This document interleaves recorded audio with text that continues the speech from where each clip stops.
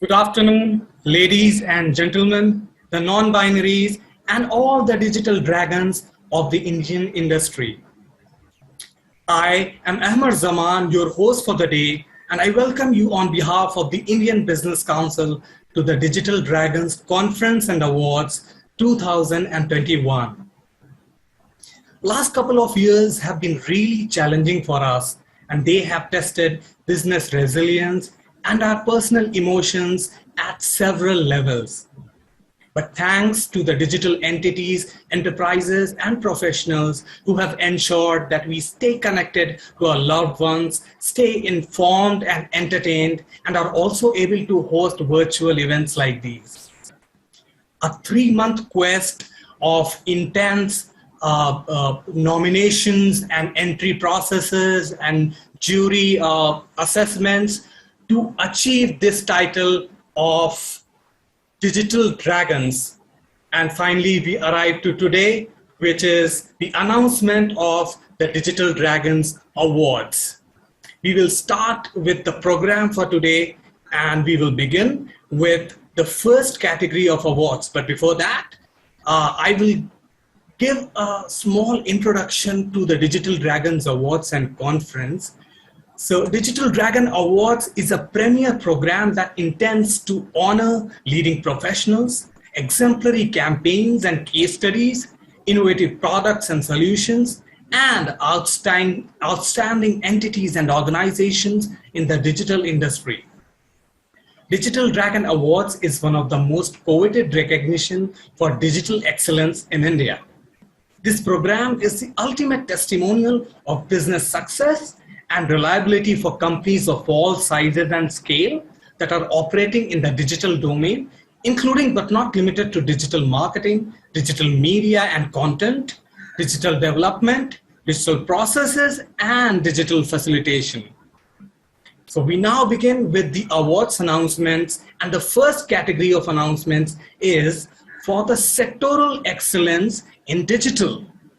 And the first category is for the best digital strategy by an ITES enterprise. And the award goes to 24/7 AI, digital work from home workspace.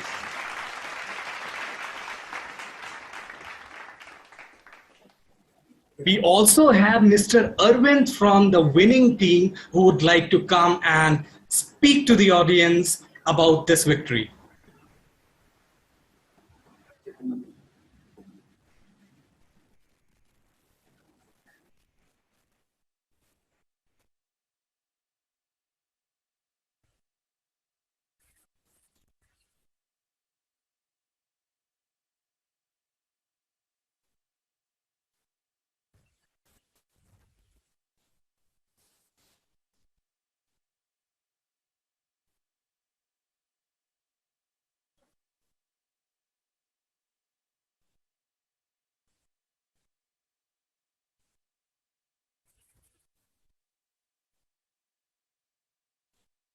I guess it's taking a little time for Arvind to join in. Just hold on for a second.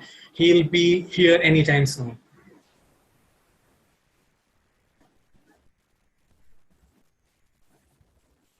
Okay, seems like Arvind has some bandwidth issue at his end. We'll move on to the next category of awards, and it is for the best digital strategy campaign by for an e-commerce enterprise, and the award goes to Pinnacle Teleservices Private Limited. Pinnacle, let's reach out.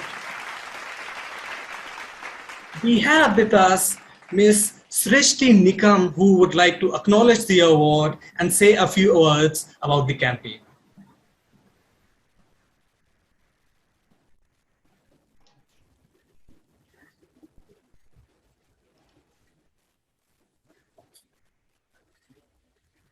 Hello. Srishti, are you there? Yes, I'm there. Hi, Srishti. Hi. So thank you everyone for giving this opportunity and giving such a right platform to showcase our talent. So yeah. Thanks a lot, Srishti, and congratulations to the entire team at Pinnacle Teleservices. Thanks a lot. With that, we move on to our next category of awards, and it is for the best digital strategy or campaign by for an electronics enterprise.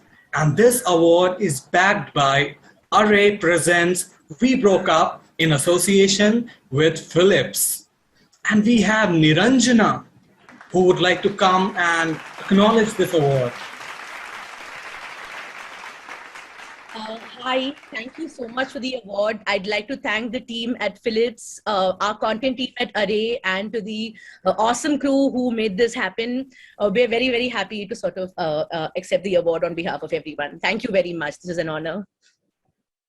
Thanks a lot, Niranjana, and congratulations to the entire teams at Array and Philips. Thank you. We will now move to the next category, and it is for the best digital strategy or campaign by or for a financial services or a banking enterprise. And this award goes to Axis Direct. We have Vamsi Krishna from the Axis Direct team who would like to come and speak and acknowledge this award. Seems like Vamsi has dropped off due to some technical issue at his hand. We will move on with the next category, and it is for the best digital strategy campaign by or for a healthcare enterprise. And this award goes to WeMove, an initiative to spread awareness on chronic venous disease. WeMove and Servier. We have Dr. Poonam Gupta with us who would like to acknowledge this award and say a few words to the audience.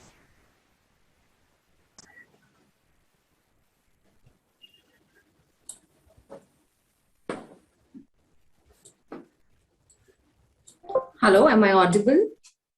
Yes, Poonam, you are. Okay, fantastic. Thank you very much for this acknowledgement and recognition to Team Serbia in India. And this is We Move Because We Care, a small initiative for public awareness on a condition which is neglected most of the time, that is chronic venous disease. And we hope that with this, we can spread awareness for the benefit of people, because that is also the vocation at Serbia, that empower the right information for better public awareness and patient care. Thank you very much for this. Thanks a lot, Poonam, and congratulations to your entire team. With that, we will move on to the next category, and it is for the best digital strategy campaign by or for a healthcare enterprise. This is a silver recognition, and it goes to Ms. Seema Amol Lele.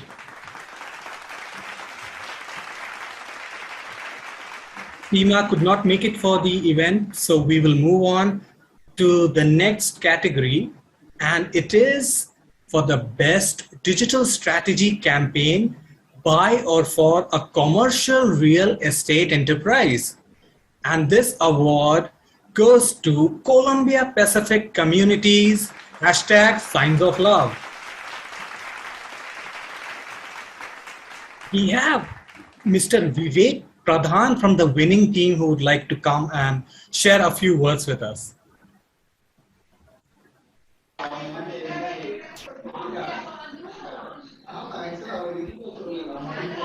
Hey, hi, thank you so much.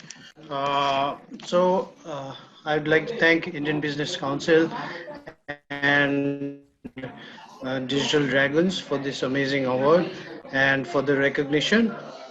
We've worked very hard for this campaign, and it's truly amazing to get this award. Thank you very much. Thanks a lot, Vivek. Congratulations to your team on winning this award.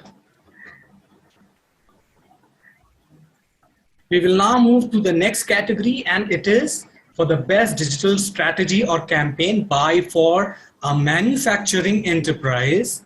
And this award again goes to Pinnacle Teleservices Private Limited. Pinnacle, let's reach out. We shall again invite Srishti to come and acknowledge this award and share a few words with us. So it's an extreme pleasure again to in collecting this award on behalf of my team. So yeah, thanks. Thank you. Thank you, Srishti, and congratulations once again. The next category of awards is for the best digital strategy or campaign by or for a media entertainment enterprise. And this award goes to Flick Stories to Tell by the Zoom Studio.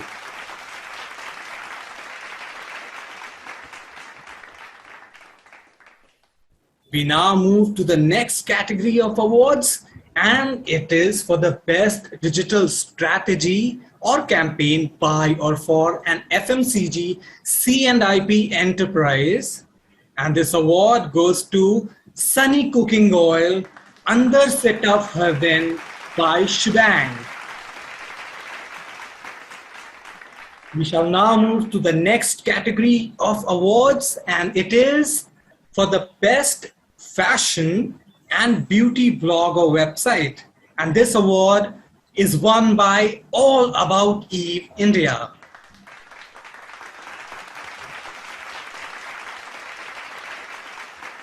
We also have Mansi Sharma from the winning team who would like to acknowledge the award and share a few words with us.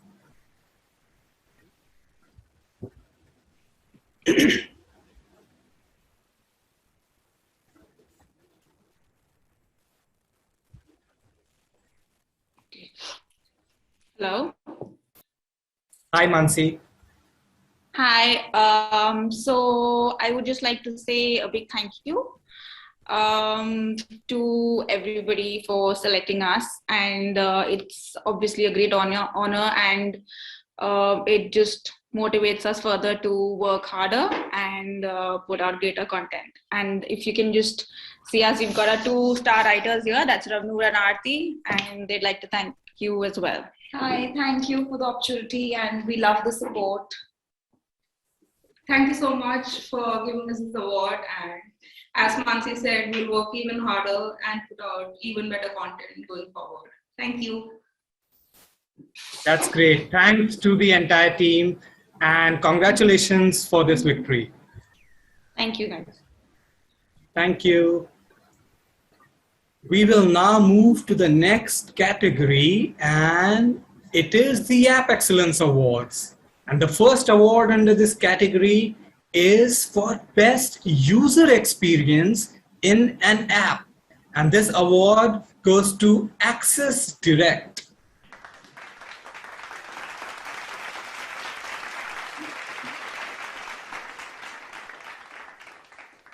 Many congratulations to the team at Access Direct. We will now move to the next category, and this category is for the best news content app, and this award goes to Z News app, best news content app, V Digital and Z News.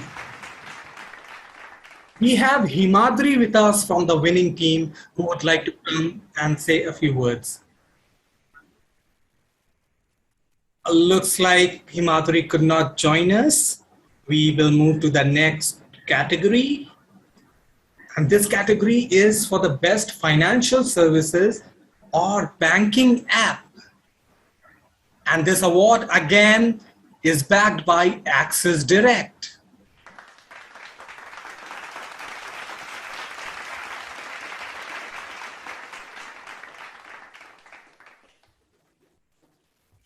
Moving on to the next category of awards, and it is for the best food and drink app. And this award goes to Social Pulsar and Food Pulsar.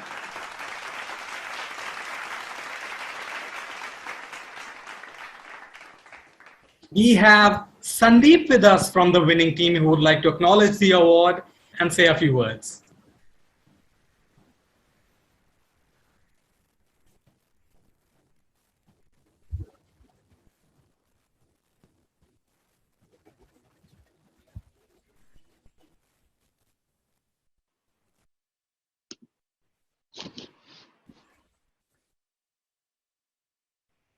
Hi, everyone.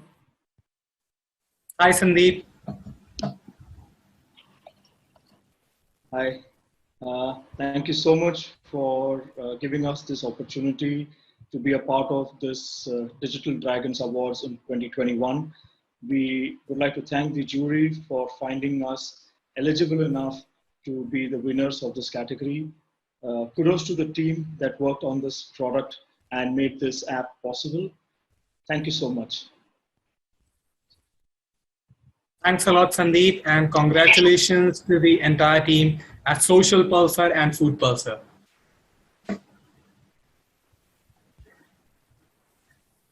With that, we move on to the next award, and it is the Digital Advertising and Marketing Excellence Awards. And the first category under this section is for Best Engagement in Social Media Campaign. And this award is won by Disney. Imagine that.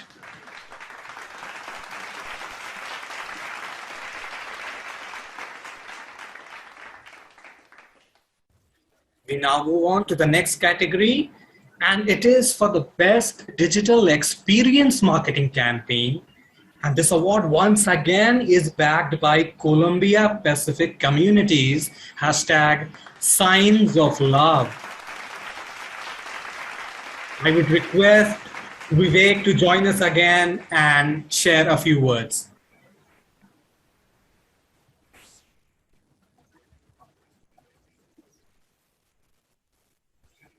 I think Vivek has dropped out.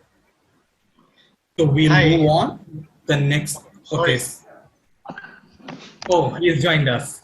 Hey, hi. Great. Hi, Thank you so much. I'm sorry. There's a bit of lag, I think. But we are really, really thankful to IBC, and I would like to thank our agency, Famous, for coming up with the idea, and to our team, and to all the participants in this campaign who are our senior residents and who had to learn sign language for this campaign, and it really paid off. So thank you very much, and we hope to come up with really nice campaigns in the future as well. Thank you. That is great, and congratulations to the entire team once again. With that, we move to the next category of awards, and it is for the Best Digital Retargeting Campaign. And this award is won by Performix Convonix and Ashirwad. Ashirwad MG and SRC Atta full funnel strategy through Amazon. We move to the next category, and it is for Best Digital Retargeting Campaign. And this award is won by Z News for Trust is Greater Than TRP campaign.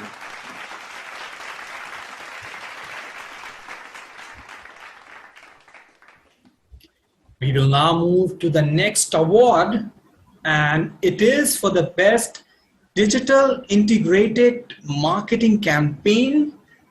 Goes to Disney. Imagine that.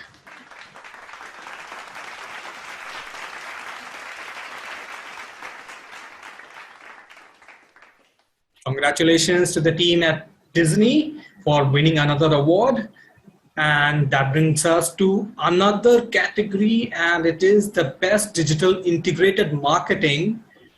And this award is won by DigiRovers for Blitzpool Integrated Marketing.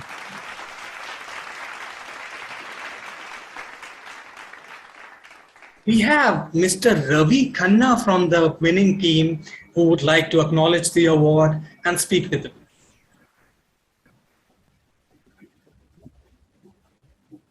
Okay, so looks like Ravi could not join us now. So we'll move on with the next category, and it is for the Best Innovation or Creativity in a Digital Campaign. And this award, once again, ladies and gentlemen, goes to Columbia Pacific Communities, hashtag Signs of Love.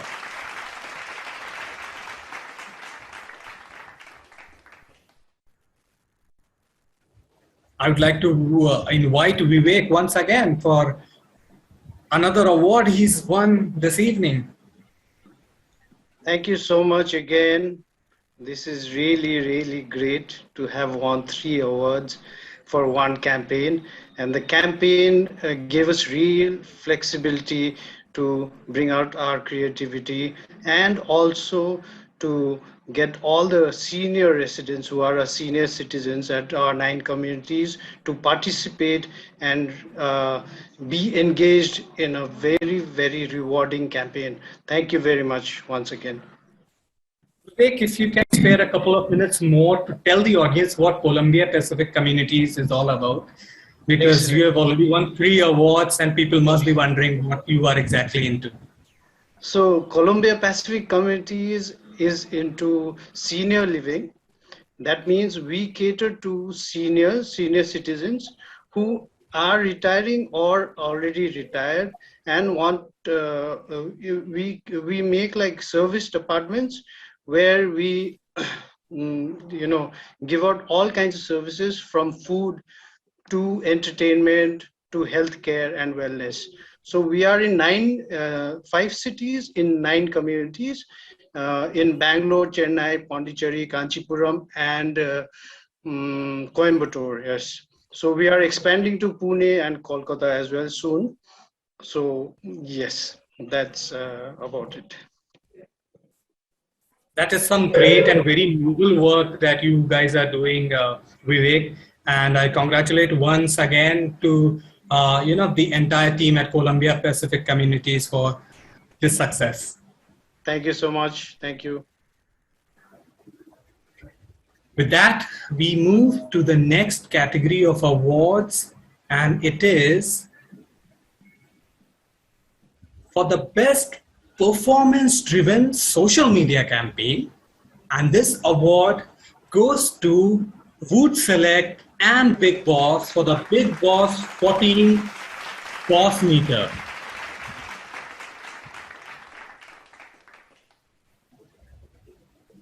Moving on to the next category, and it is Best Search Marketing Campaign. And this award once again goes to Performix Convonix and Ashirwad for Ashirwad Swasti Ghee, driving higher ROI through Amazon search strategy.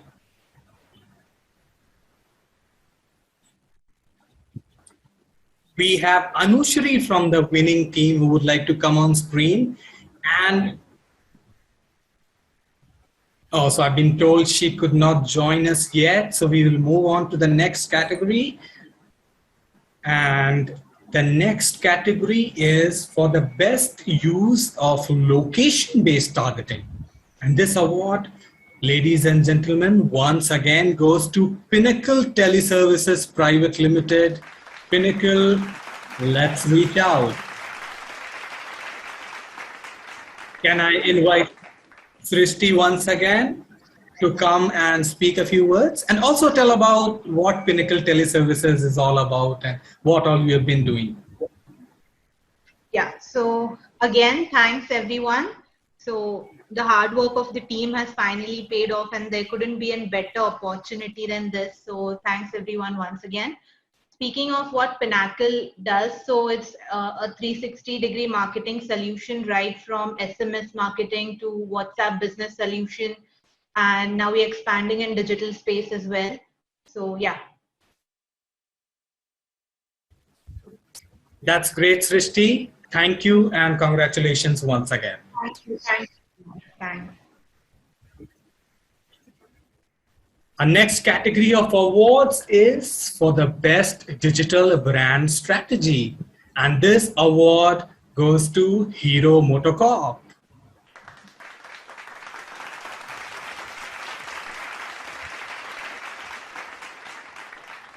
We have Mr. Prateek Srivastava with us who would like to acknowledge this award and speak a few words.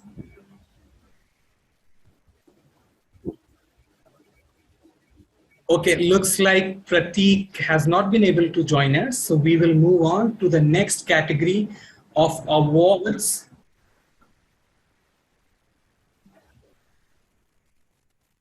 Oh, so I've been told that Pratik has just joined in, so I would like to leave the stage for him to come, acknowledge the award, and say a few words with the audience.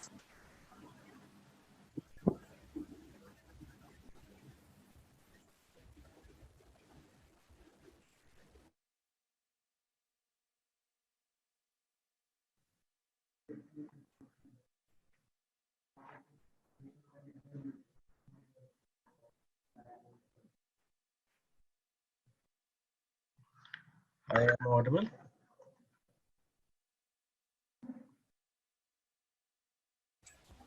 Yes, Pratik, you are audible. Please go Okay, on. great. First of all, I would like to thank, on behalf of Hero Motocorp, to the Indian Business Council and the jury for considering us in this category and found worthy enough to win this award. So it is our endeavor at Hero Motocorp to keep the customer at the cusp of our communication and make sincere efforts to reach out to them. On digital front, we attempted to leverage all the levers, be it at the corporate level, at the regional level, and this time we percolated to the dealer level. So this time we have especially developed a toolkit for the dealers to create the hype and excitement for the product that we were launching. And this has really helped us to garner the good numbers in terms of almost double growth in organic traffic, massive 1,000 showroom visits, and obviously the reach of 77 million audience at the frequency of 3. So thank you once again, IBC, in Business Council, for this award. Thank you, Pratik, and congratulations to your entire team at Hero Motocorp for this victory. With that, we will now move to the next segment of today's program, and it is the first discussion of today evening, and it is a fireside chat. And our speakers are all set to set the stage on fire with their information and insightful knowledge. The topic for this fireside chat is the evolving fintech landscape, enabling easy and secure access to credit to create a win-win ecosystem for lenders and consumers. Our speakers for this session are Mr. Ishan Bose, CMO Credit B, and Mr. Rituraj Vidwai, who's the digital marketing head at Sobha Limited. Ishan is currently leading marketing, sales, and PR for Credit B, India's largest fintech lending platform. He has also handled field sales, inside sales, B2B sales, business development, collections, customer support, learning and development, and events at various stages in his current organization. Mr. Rituraj Vidwai has more than a decade of experience in marketing and brand communication with specialization in digital. Astute understanding of various digital marketing channels coupled with solid technical knowledge gives him an edge in implementing brand-related campaigns derived from the overall business objectives. Data is an integral part of his work style, ensuring a fair balance of execution and result KPIs important for any strategy to be successful. I would now hand over the stage to Mr. Rituraj and Mr. Ishan to take it further. Awesome. So, well, thanks a lot, Amar, for that wonderful introduction. And welcome, Rituraj. I think it's great to connect on this. Hi. And I mean, I hope that both of us are able to add value to the conversation that we have for. So quickly, Rituraj, I think on that note and on the topic that we are talking about, why don't you just help all of us understand that how's COVID been for you? Because I believe that's something which all of us in professional and personal capacity have been hit over the last year and a half. None of us saw it coming. It was pretty unprecedented. So how did you, as a part of real estate marketing segment, because real estate, for what I know, took a major hit during COVID, both from a demand standpoint as well as from a supply standpoint. So how did that entire period go for you? And from a consumer centric standpoint, how did that impact your marketing? So would love to hear that. So I would say that I have, so there are a couple of observations which I have had during the COVID period. And see, during that time, very clearly the consumer thinking and shopping behavior, it changed. Okay. So there were key aspects to keep a watch for, all right, during that period. So first one was functional purchase driver. Now, what that basically means is, consumers will mainly focus on core of the product. All right, the peripheral benefits will be ignored, and the tangible value mainly, will be given more importance. Okay, second one will be price. So it will continue to hold importance in categories such as food. Consumers are trying to meet ends. So during that period, it was really important for people to identify the right price for the right product. And the third one is brand consciousness, right? So if you look at loyalty towards brand, was critical in categories such as healthcare and food. So recent survey showed that consumers who buy staples from known brands went up from 38% to 61%. And online media was a key influencer, in that purchase decision, which increased, the influence increased by 10% as compared to pre-COVID times. And fourth was obviously the acceleration towards online and digital channels. So those were a couple of things from an overall change in the consumer behavior perspective. If you specifically ask about real estate as a category, I would say there are a couple of factors which actually played a very important role. So one is financial policies like interest rate, job earning sentiment, like whether I'm going to continue my job or whether my job is going to remain or not. Third one was own versus rent. So people postpone their decision in certainty a lot, because their livelihood is in, question. So all of these, were major, factors, what we mainly focused on, where exactly the attention is moving and how consumers are behaving. And that helped us keep ourselves on track.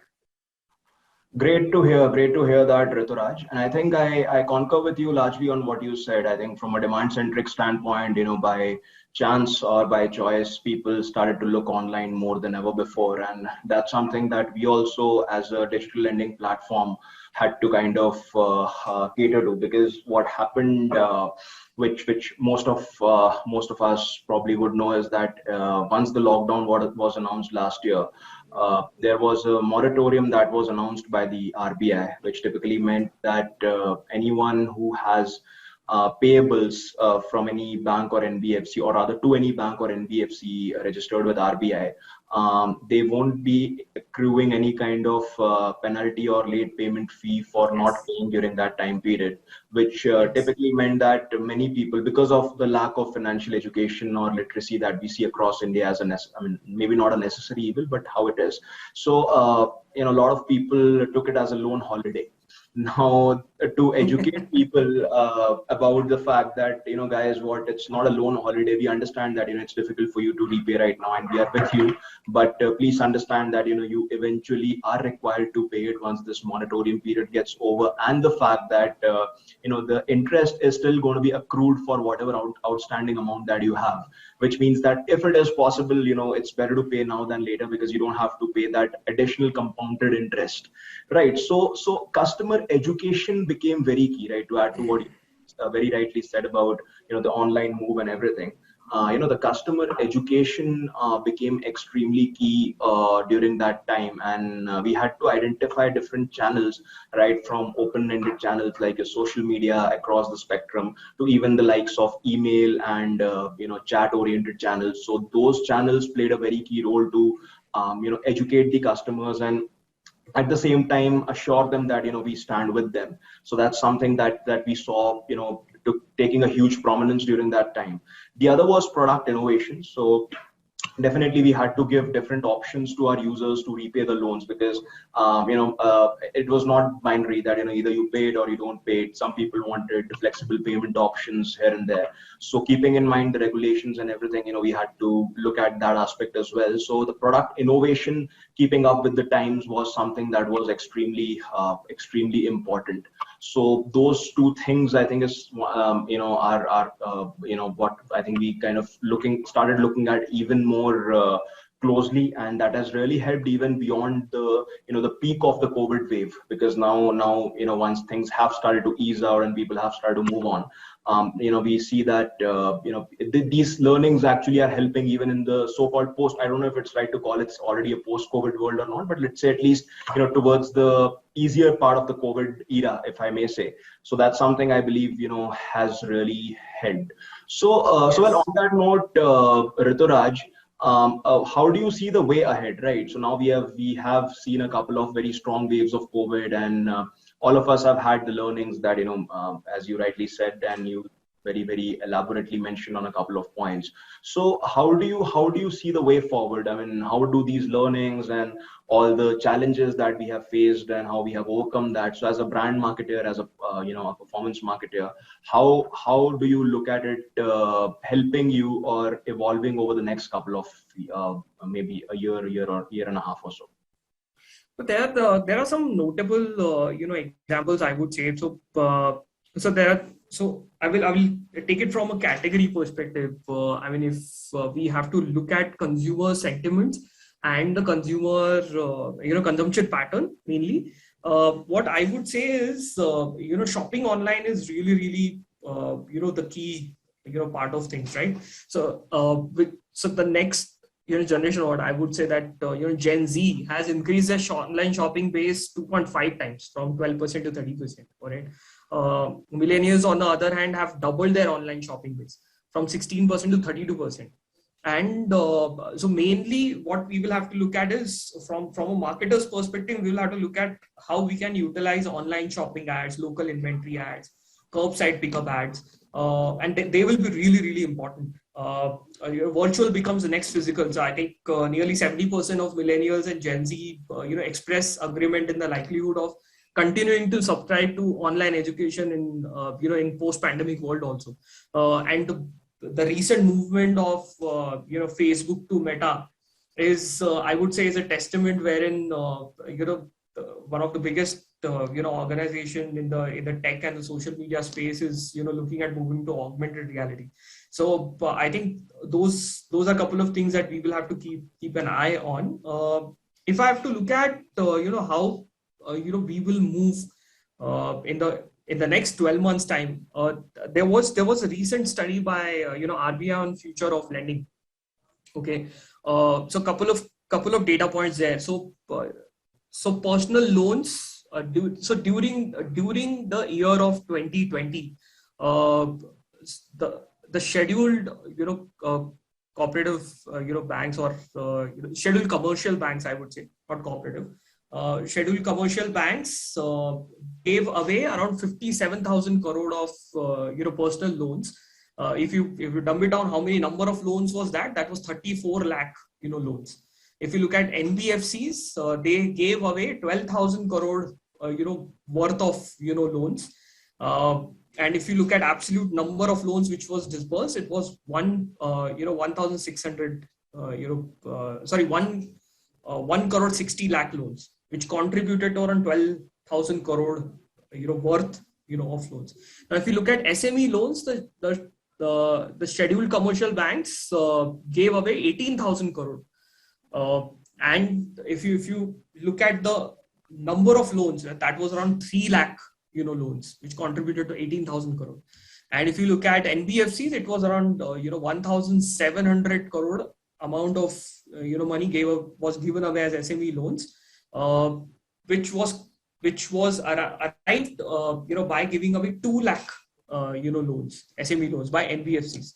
Now, if you look at from a tenure perspective, less than 30 days, scheduled commercial banks gave loans worth of 758 crore for a duration of 30 days. Whereas NBFCs gave away 8,800 crores for a duration of 30 days. And if you look at on the higher side, 91 days to 1 year, the scheduled commercial banks gave away 7,000 crore worth of loans for the duration of 91 days to 1 year. And NBFCs gave away 6,900 crore. So I think that gives us a fair bit of idea that the overall lending space is really seeing some very good action.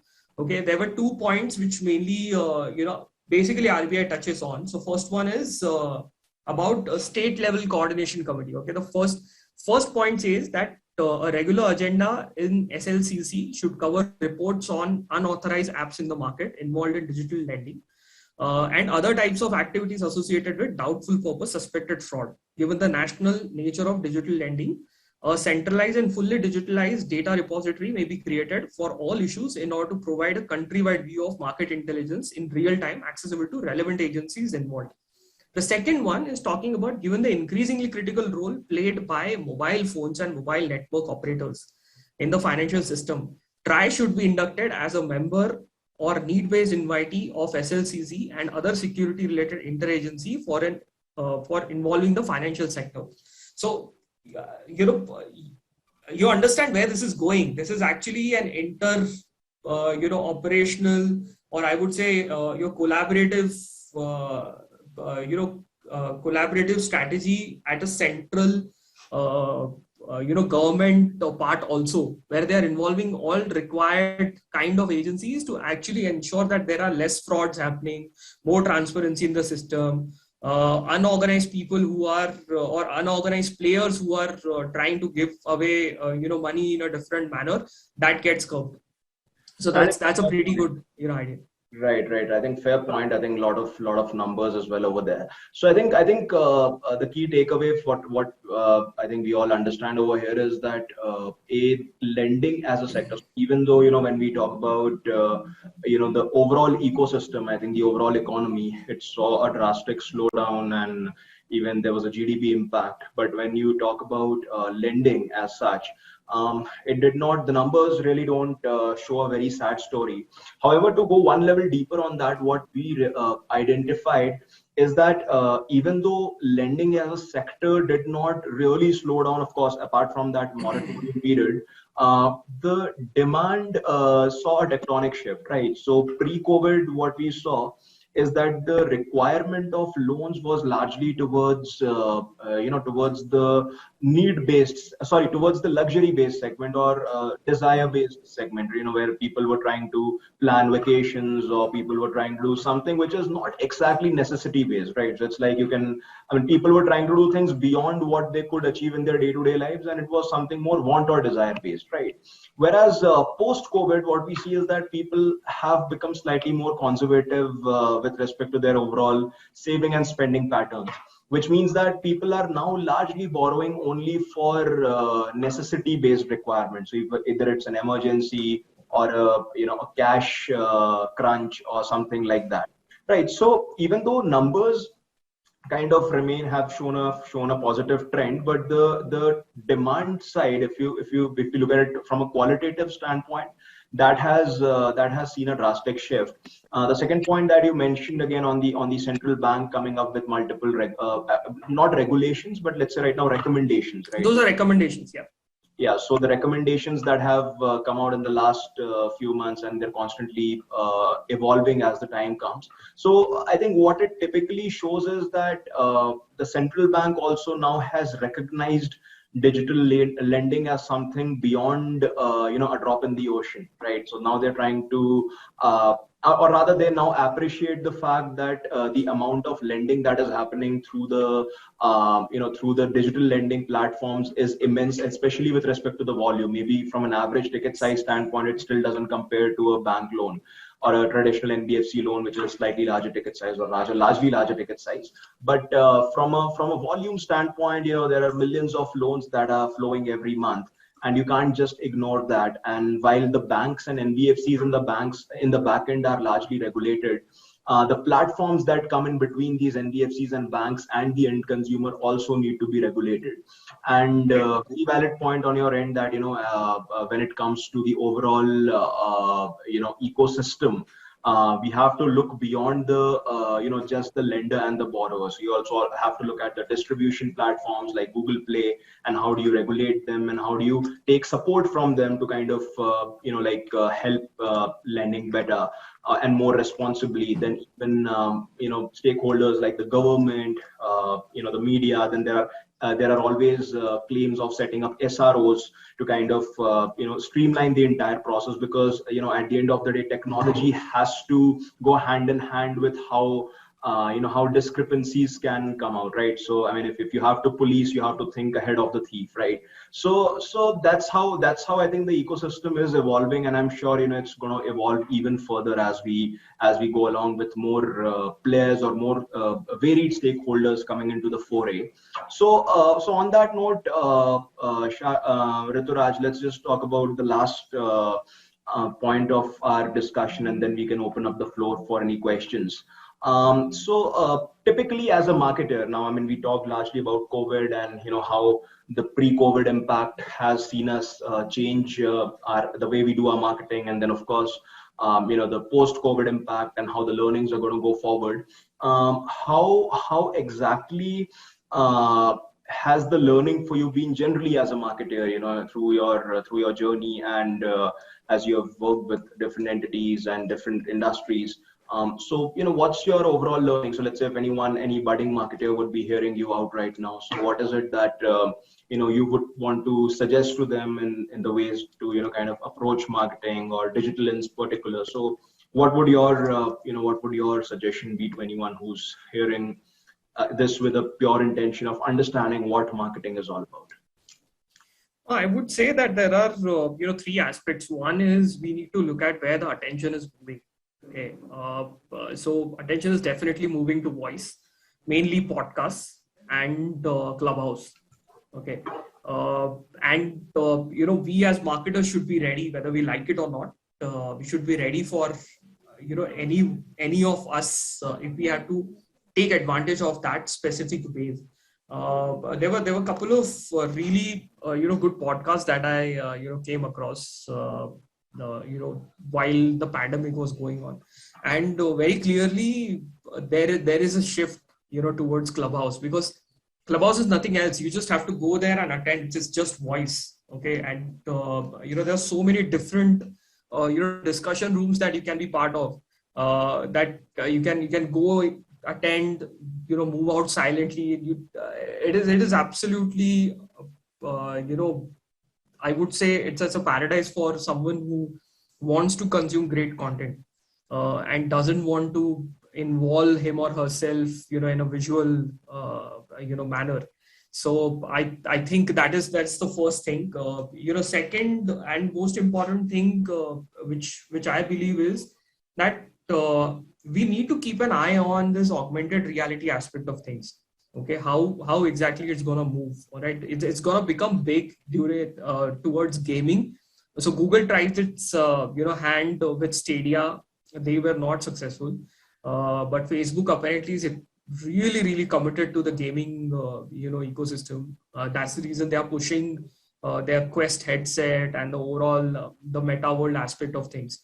So I think that's where we really need to keep an eye. I think that's it. The third most important thing is this is just a general practice which I follow.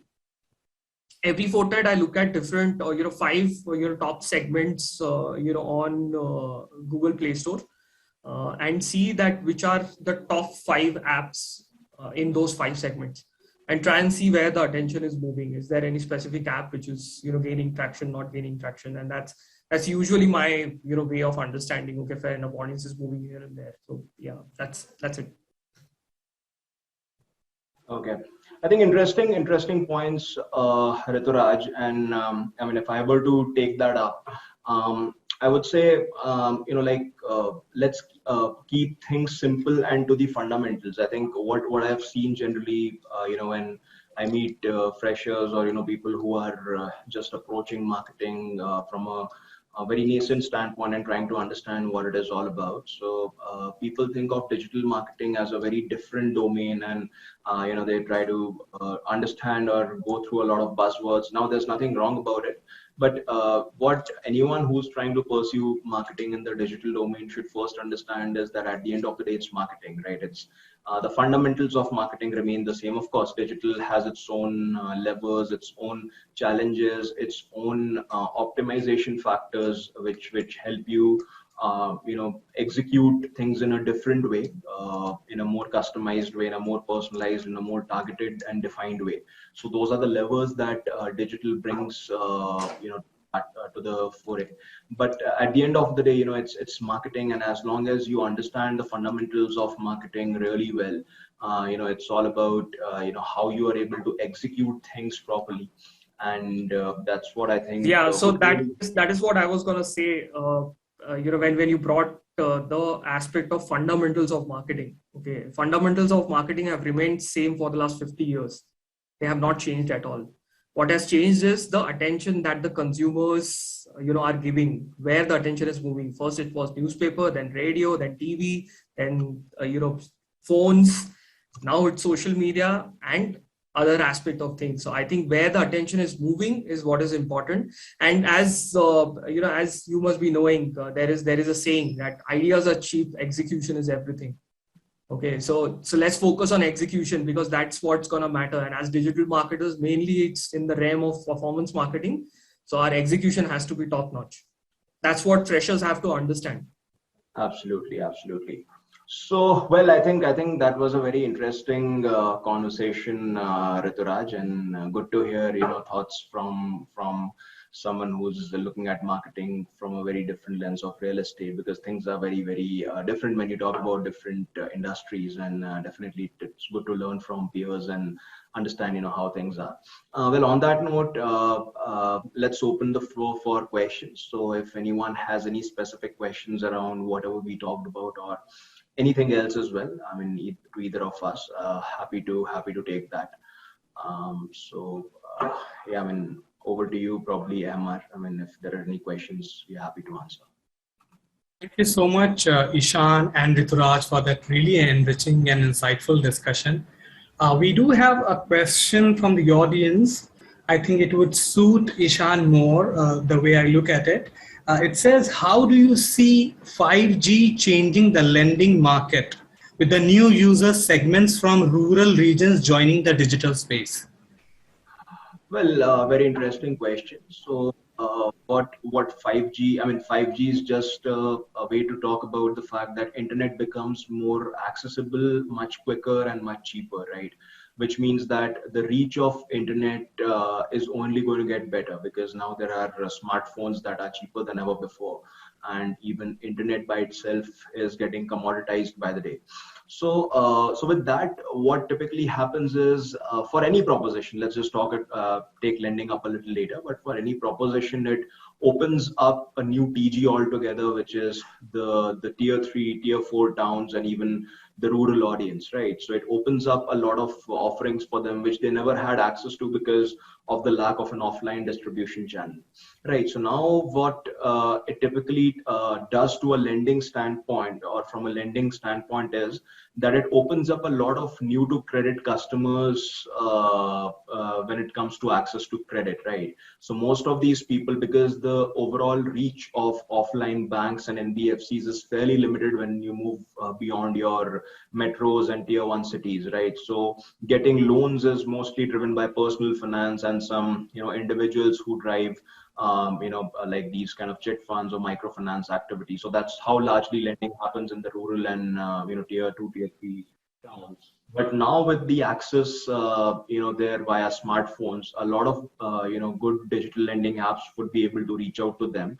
And because entities like CreditBee are also serving the new to credit customers, in fact majority of our base is a new to credit base, an NTC base, which typically means these are people who don't have a bureau score, who have never taken a single loan before, and we are serving them. In fact, even from an income group standpoint, there are a lot of self-employed people whom we are able to cater to now, and that's the segment that you would largely find in these geographies.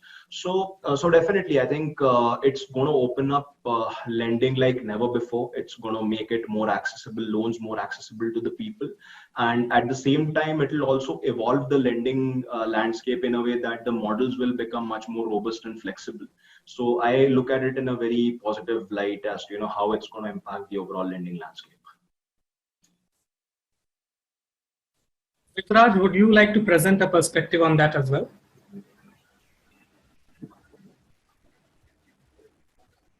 Yeah. Am I audible? Yes, you are. Okay. So so mainly there are couple of aspects that we will have to look at. So mainly one company which has been able to tap into the lending space is Razorpay. I mean, and if you look at their performance, they onboarded around 1 million small businesses in 6 months time. Okay, and if you look at how much they processed around $40 billion, which is roughly around 293,000 crore in total payments volume. And their revenues grew by 45% month on month throughout 2020. All right.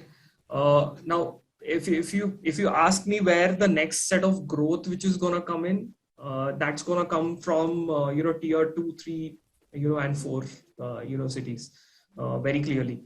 And if we are not going to be ready for it, well, it's a loss for the company who's in that space. And so there are very, very specific unique challenges which we can look at, right? One is access to credit, second is managing money, then third is empowering businesses to grow. So all of these is something which is really important. And if we come up with specific products which are catering to these aspects, it will really help for an overall growth of the ecosystem. Hope I covered the points. So there's another question that we have received. It's slightly off the topic, but very relevant in these times. And Rituraj, it would be great if you can address this as well. So it says, which short video platform you see winning in the coming years? Takatak, Moj, Josh, Chingari, Ruposo, etc. As there are many right now, but where should a marketer focus, as almost all platforms have a similar TG but limited budget? So I would say that your audience will always be on two. For example, they will always be there on two platforms which are similar in nature. Their attention is going to be equal. What you have to figure out is what type of content they are interested in on that platform. So on on a Reposo, I will be interested in some different kind of content, but on say for example Instagram, I'm interested in some different kind of content. Okay, same is the case with if I'm going on LinkedIn, I'm interested in different kind of content. So what is most important is what kind of content your audience is interested in. Okay, and just stick to that platform. Okay, go all in on that platform so that you will be able to get the best of the money that you are investing for your marketing activities. Otherwise you will divide your marketing dollars across all platforms and you will not get any effectiveness.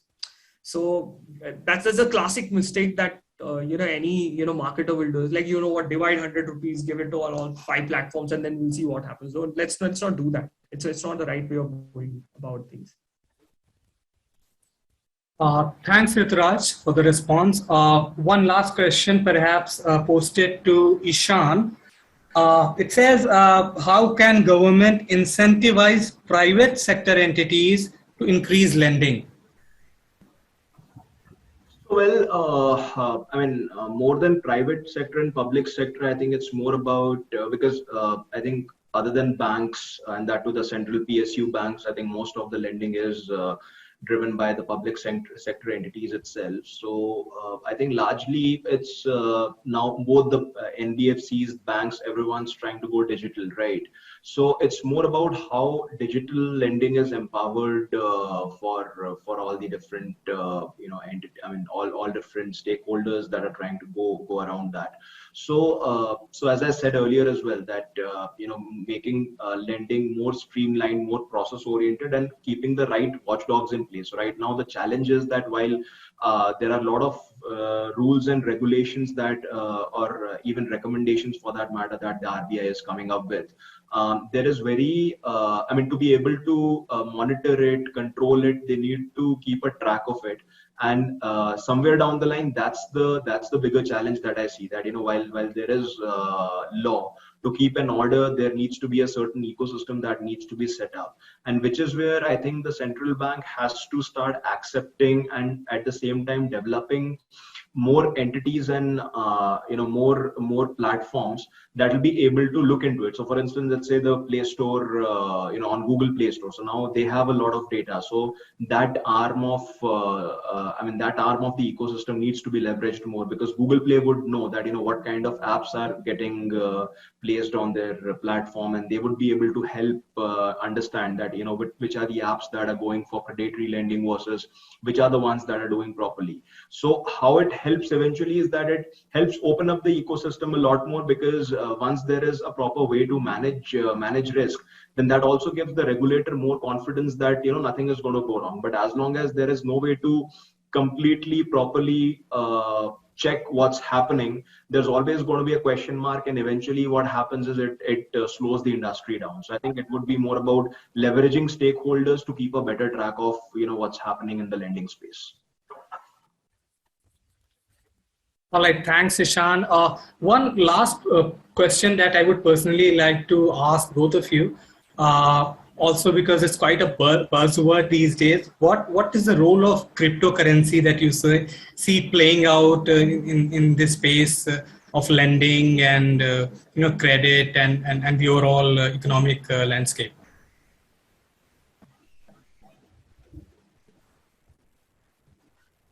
Rituraj, you go first. Okay, so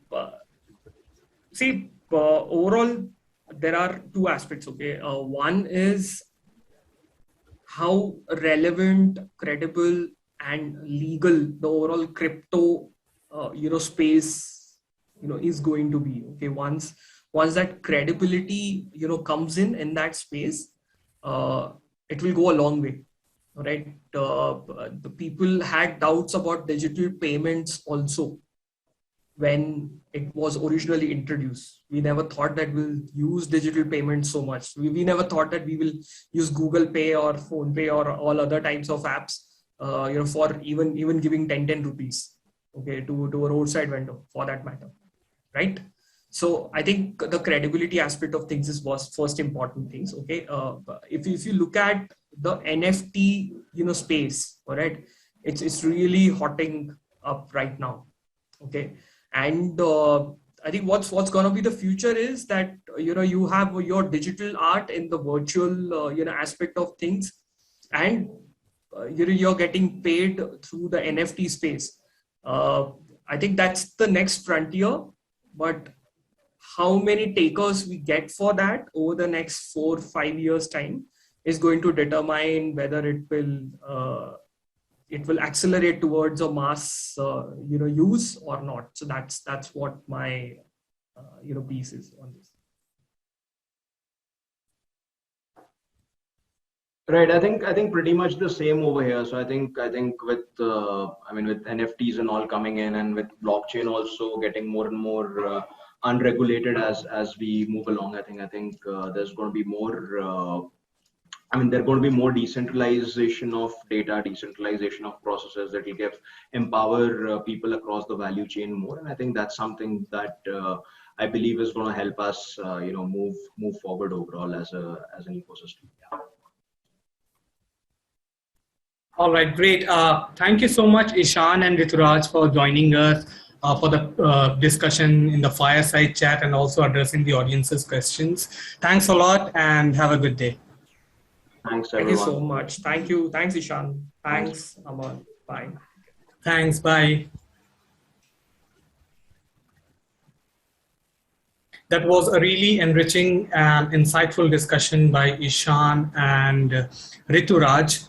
For all those who have joined us right now, just to give an update that, the 3 months of quest for, getting the hands at this majestic trophy and getting their names under this banner, the wait is over. We have the Digital Dragon, the official Digital Dragons with us, and they are going to be announced today.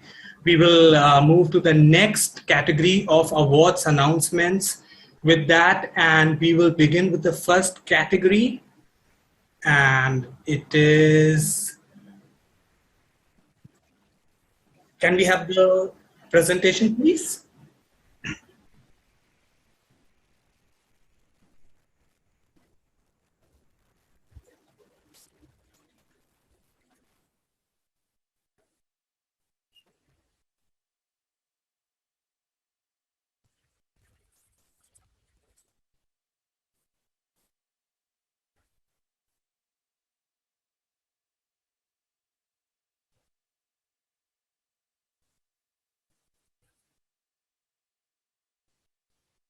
Yes, so we will begin with the next set of awards announcements.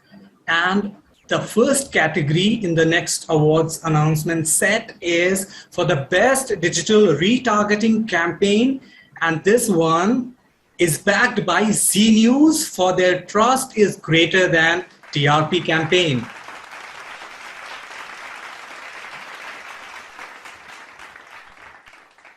We have Sachin from Z News who would like to come on screen, acknowledge the award, and share a few words.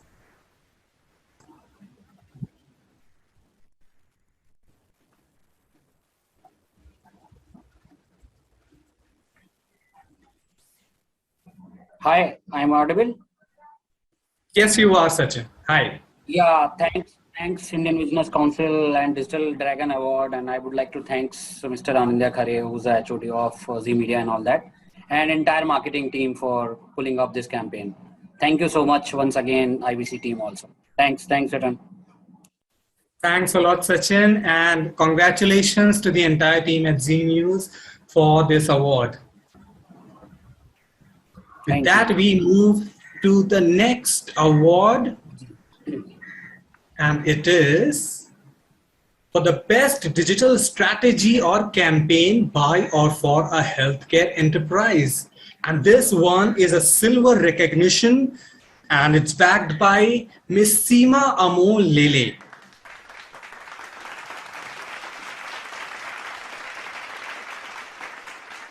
Seema has joined us now, and I would like to invite her to come acknowledge the award and share a few words with us.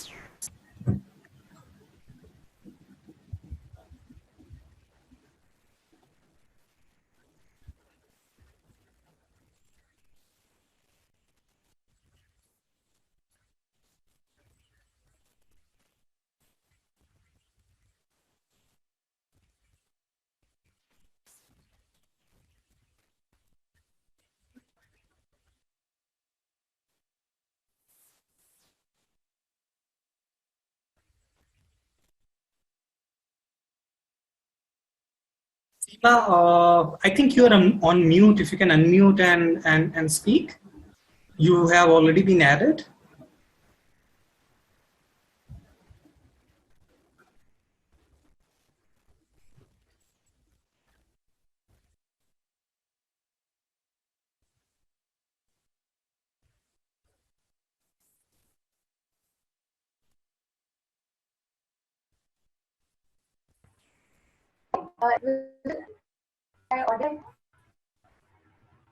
Hi, Seema. You are faintly audible.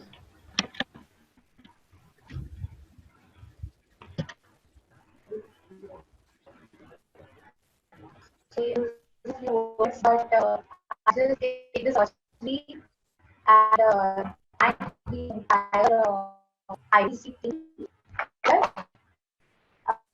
It is a privilege to get this award and be recognized on a national level along with the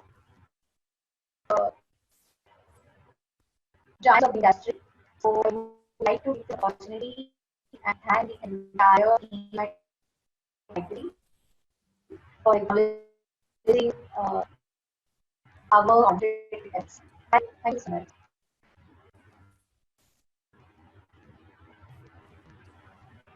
I think there was some disruption in the voice at Seema's end, but nevertheless, we heard you, we got the sentiment, and congratulations to you for this amazing win. We will now move to the next category of awards, and it is the Best Digital Integrated Marketing Award. And this one is backed by DigiRovers for their Blitzpool Integrated Marketing Campaign.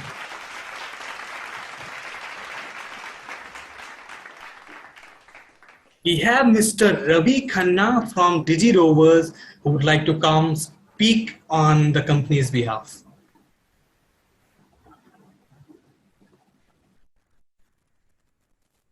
Ravi, I guess you are on mute. If you can unmute and speak, yeah? Am I audible now? Yes, yes. So, please go on. Thank you very much for this award, Indian Business Council. As a company that's just been under 2 years, we are just 2 years old. This recognition is special. We've only just begun. I would just like to say we've just only just begun, and we have miles to go. The awards such as these truly encourage us as we chart our growth journey. Once again, thank you everyone, congratulations to all the other winners as well.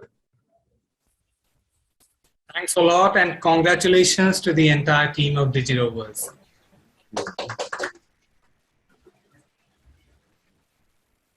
We will now move to our next category of award, and it is for the best performance-driven social media campaign.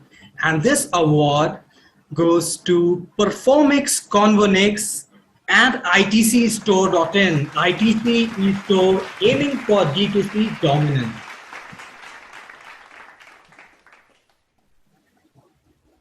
We move to the next category, and it is for the best digital integrated marketing, but it's a silver recognition, and this goes to Shebang for Sunny Cooking Oil under fit of Ardin.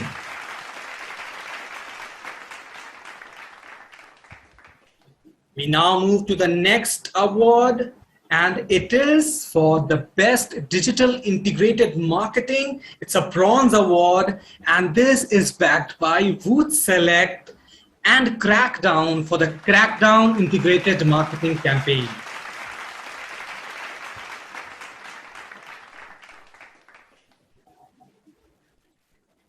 Moving on to the next award, and it is for the best engagement through digital marketing. And this award is backed by Woot Kids, hashtag Unmute the Kids.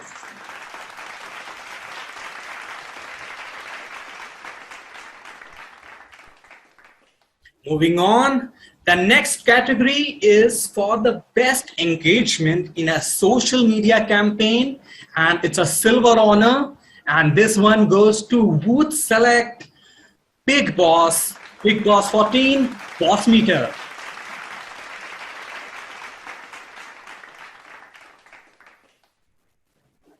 The next category is for the best engagement through mobile marketing, and this award goes to So Cheers and Bandish Bandits for Bandish Bandits, Sher Khania.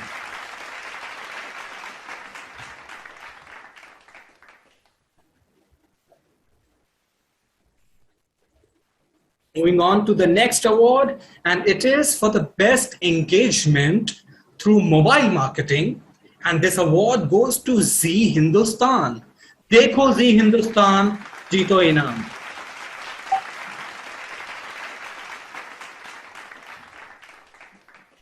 We have Sachin from Zee Hindustan team who would like to come and speak on behalf of the entire team and acknowledge this award. Hi, this is Ahana. Sachin is my colleague. Okay, Hi, Ahana. I handle Zee Hindustan. So this campaign, I can tell you a little bit about the campaign. We had planned this because, as you know, Zee News is our flagship brand, and we already know how profound impact it has on the entire network. Like the entire network is known by the name of Zee News. So when Zee Hindustan was launched, it had its own competition within its own stable. And to have a news app which is also targeting the same market was in itself a big challenge. So we tried to create a new whole structure to drive people to download the app, by giving a little bit of incentive, placing it, and we try to do this whole integrated television and digital engagement so that we can capture audience from the television as well as the digital platforms. Needless to say, it worked out very well because we kept the communication going, kept the questions, made them feel part of the process, and also got them to made them download the app to participate and, reveal the winners on television. So using both the platforms to its maximum potential. And as we saw, as the days went on, the people actually remained on the app. The usage of the app went up. Of course, the downloads went up exponentially. And overall, the campaign was a very big success.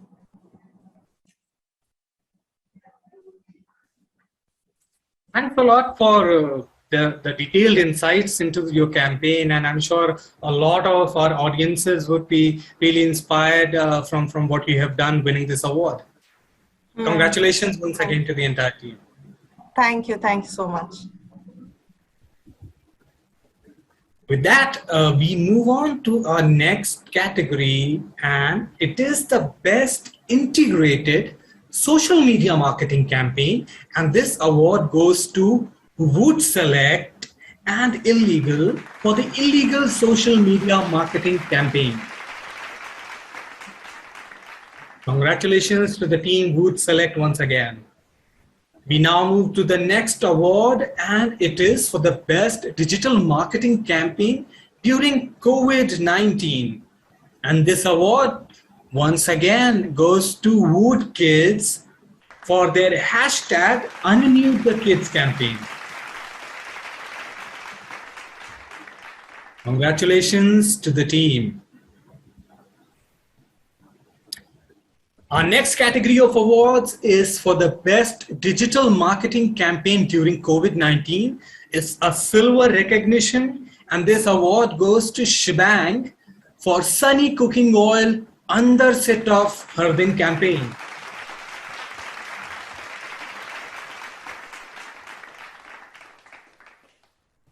Congratulations to the teams at Shebang and Sunny Cooking Oil.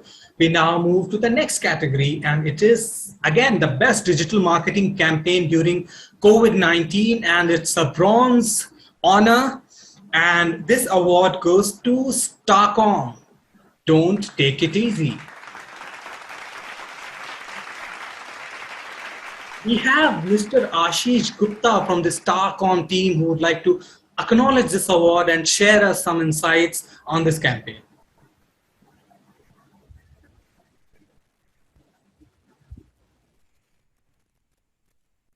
Okay, looks like Ashish has dropped off due to some technical issue. We shall move on with the next category.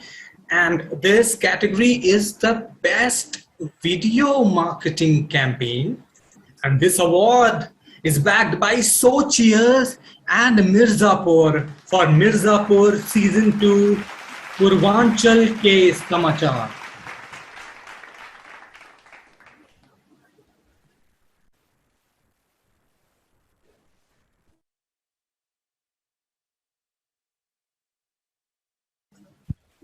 We now move to the next category, and it is for the best B2C digital campaign. And this award goes to Zoom, the Zoom Studios, for the Flick Stories to Tell campaign.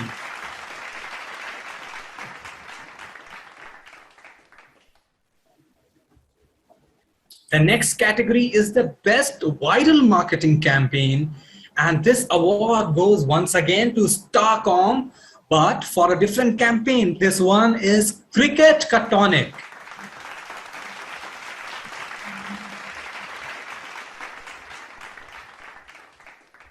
Do we have Ashish with us yet? Okay, so moving on to the next category, and it is the best digital influencer marketing campaign. And this award goes to Wood Select and Asur for the Asur influencer marketing campaign. Congratulations to Team Wood Select once again. The next category is for the best innovation creativity in a social media campaign. And this award goes to Suta for Nari Shakti.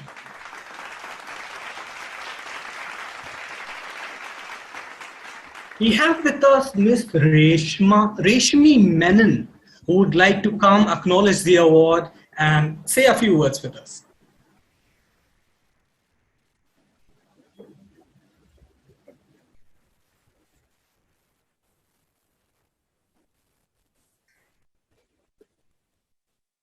Hello, everyone. I hope everyone can hear me well. Thank you so much, Digital Dragon Awards, for honoring us with this prestigious award for our campaign. It's truly close to our hearts because it represents and talks about what we stand for and what we truly advocate, which is Nari Shakti. Thank you so much again. Thanks a lot and congratulations to the entire team at Sutta. Moving on to the next category, and it is for the best cross-channel marketing campaign. And this award once again goes to Starcom. Don't take it easy.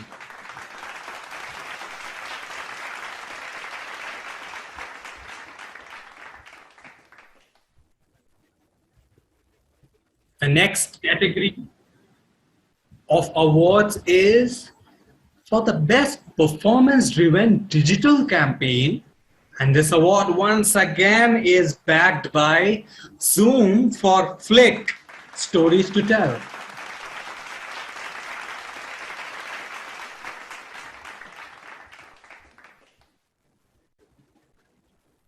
Moving on to the next category, and it is for the best YouTube campaign.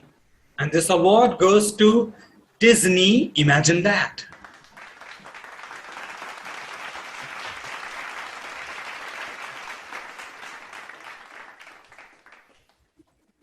Moving on to the next category, and it is for the best use of data-driven media. And this award goes to Performix Convenix for ITC Store.in, ITC Store aiming for D2C dominance.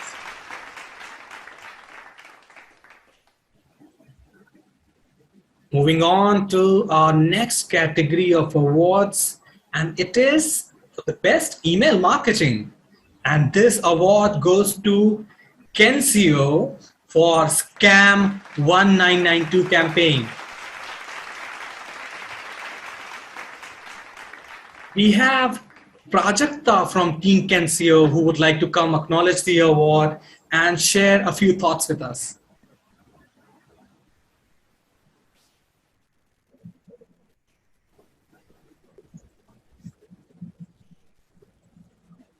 Hi, good evening, everyone. Am I audible? Yes, you are, Prajakta. Please go on. It is truly an honor to officially become a digital dragon. Kensio's story, the way I choose to define it, is that of persistence and due diligence. I would like to take this opportunity to thank everybody who made it possible for Kensio Digital Marketing to run the best email campaigns with Sony Live. Our team was incredibly organized, proactive, and resourceful, with the email marketing being the crux of our organization and a booming email marketing strategy. We look forward to planning and executing the best email campaigns for businesses and brands around the world. Thanks once again. Thanks a lot, Prajakta, and congratulations to the teams at Kensio and Sony Live. Thank you. Moving on to our next award, and it is the best LinkedIn marketing campaign, and this award is won by Culture Monkey.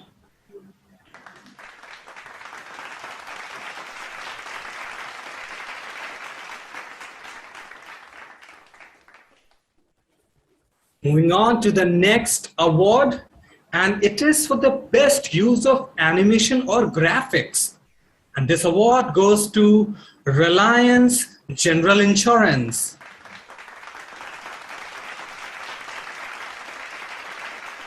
We have Isha Dave from Reliance General Insurance, who I would like to invite to acknowledge the award and say a few words. Hello everyone, am I audible?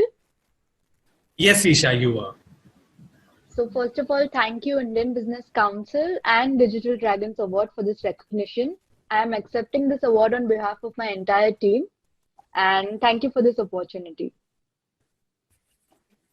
Thanks a lot, Isha, and congratulations to your entire team at Reliance General Insurance. Moving on now to our next award, and it is for the best use of digital for operational excellence.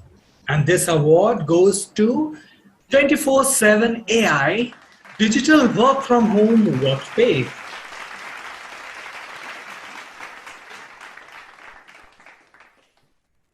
Moving on now to our next award, and it is for the best user acquisition performance campaign. This award once again goes to DG Rovers for Blitzpool. And once again, I would like to invite Ravi Khanna to come acknowledge this award.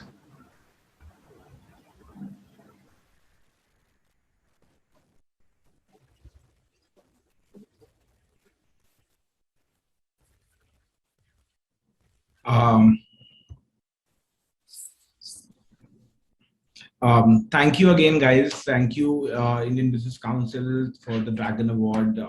It's great to be a dragon again. And I would like to thank my team. It's a pleasure working with them.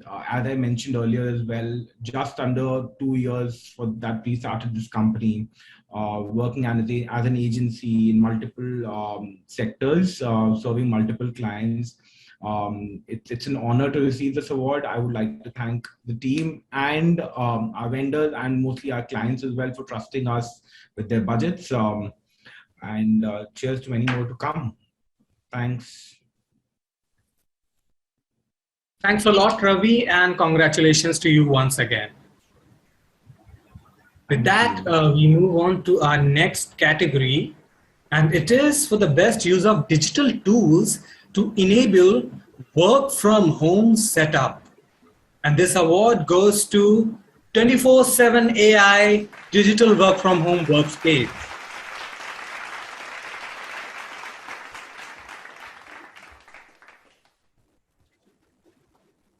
Moving on now to our next category, and it is for the content excellence in digital.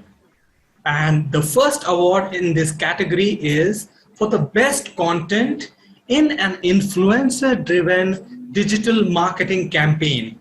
And this award goes to Gozu and Dell Technology for Duen 2020-2021 Dell Technology. Moving on to the next award, and it is for the best content in a digital display marketing campaign. And this award goes to Colgate, Colgate Gentle, winning with digital first approach. And we have Mr. Pratyush Jha from the Colgate team who would like to come acknowledge the award and share his thoughts with us. All right, looks like Pratyush has logged off for some reason. We will move on to the next category. And it is for the best content in a digital marketing campaign. And this award goes to Content Advisory Group and ICICIdirect.com. Investonomics by ICICIdirect.com.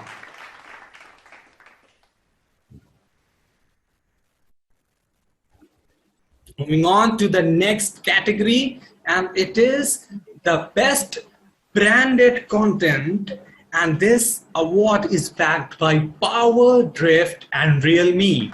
Realme takes us to the skies.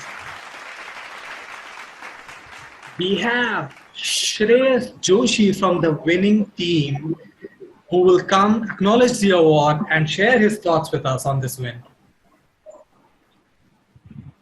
Hi, can you hear me? Am I audible? Yes, Shreyas, please go on. Yes. Yes, first of all, I'd like to thank the Digital Dragon Awards for extending this award to us. And second of all, I'd like to really thank Manish from Realme.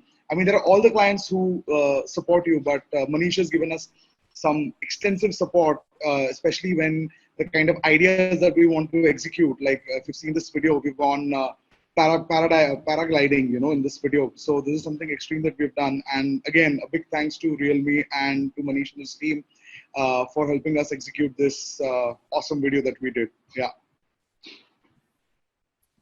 Yes, if you can spare a couple of minutes more to give out some details, because it sounds really interesting, the kind of videos that you make and the one you spoke about. Can you give some more information to our audience who's looking up to all these award winners today?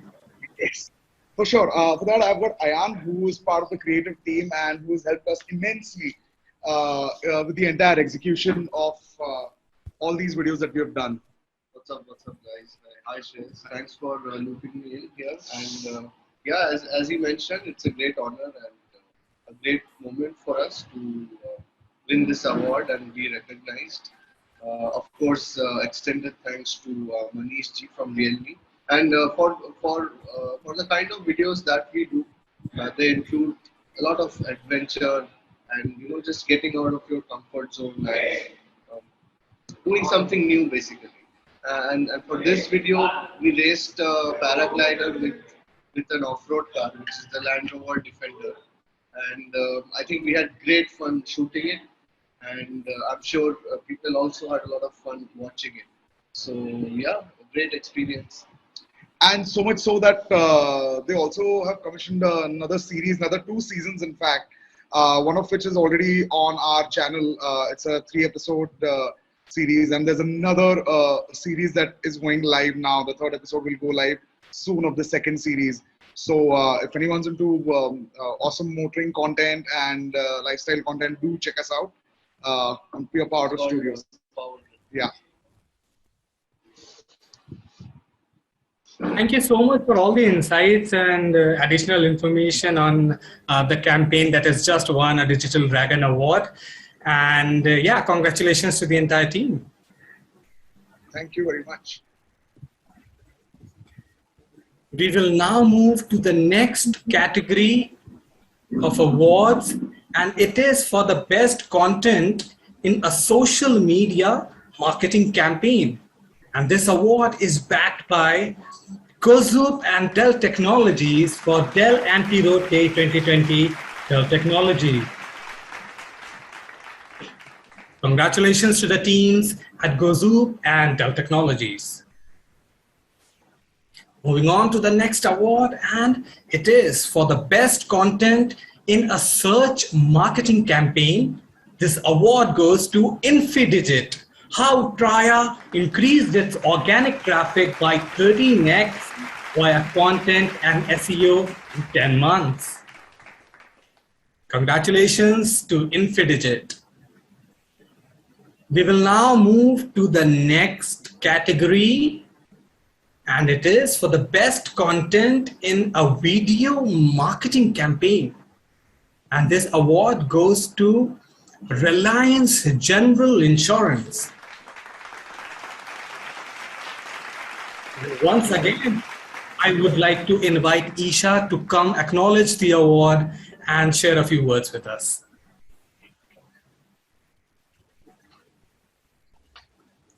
Hello everyone. It is a pleasure to collect yet another award for our brand mascot robot.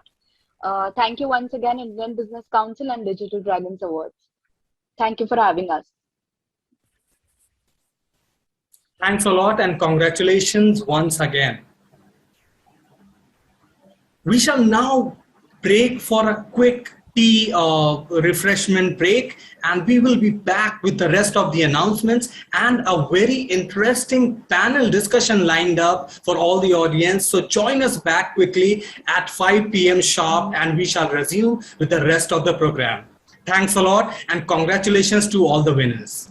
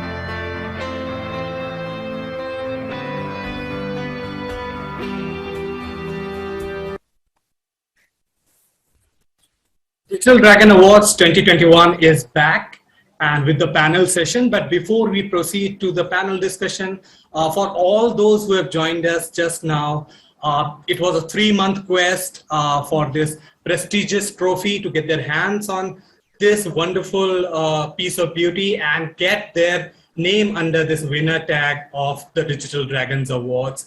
The wait is over. We have been announcing the awards. Some Apex Awards and other categories have are left for the end of today's program. But before that, we have a very interesting panel discussion ahead of us.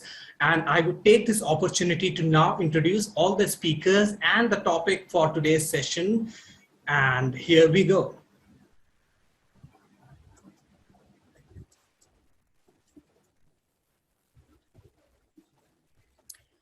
So the topic for this panel discussion is choosing the right partner for digital integration.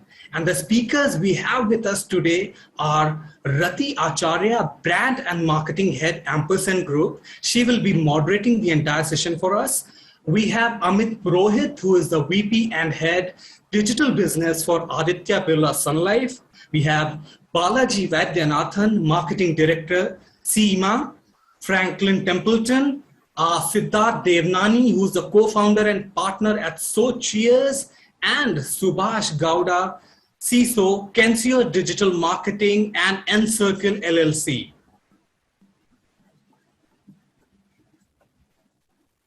Hi, everyone.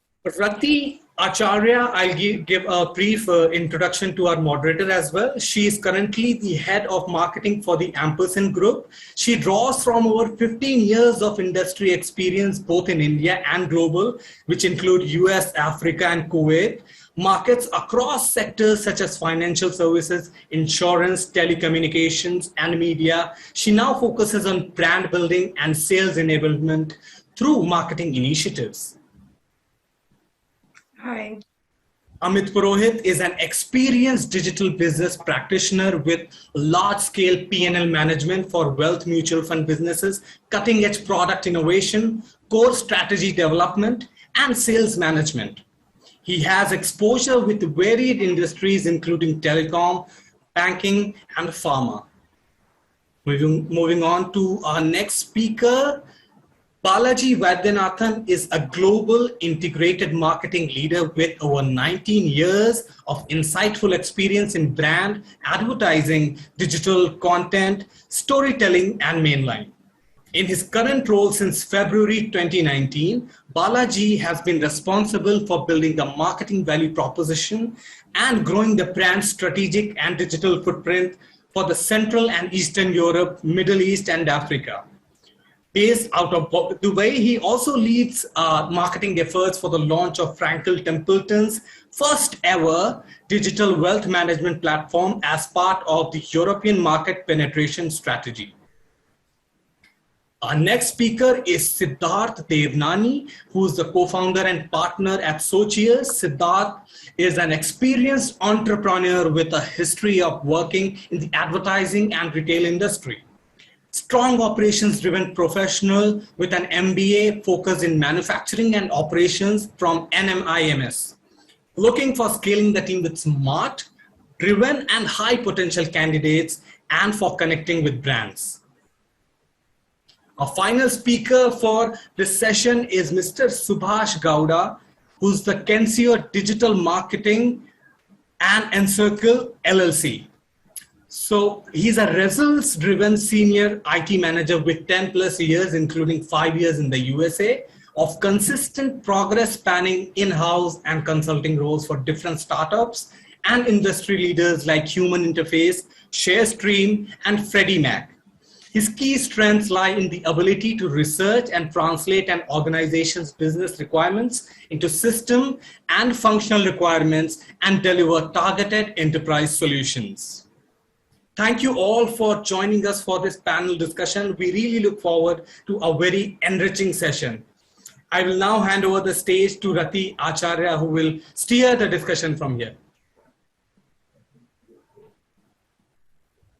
Hi. Emma, are you still sharing your screen? Then I think it'll be if you can stop sharing it. because it'll be nice to see everybody, see the panelists One while I'm sec, moderating. I'll check. Yeah.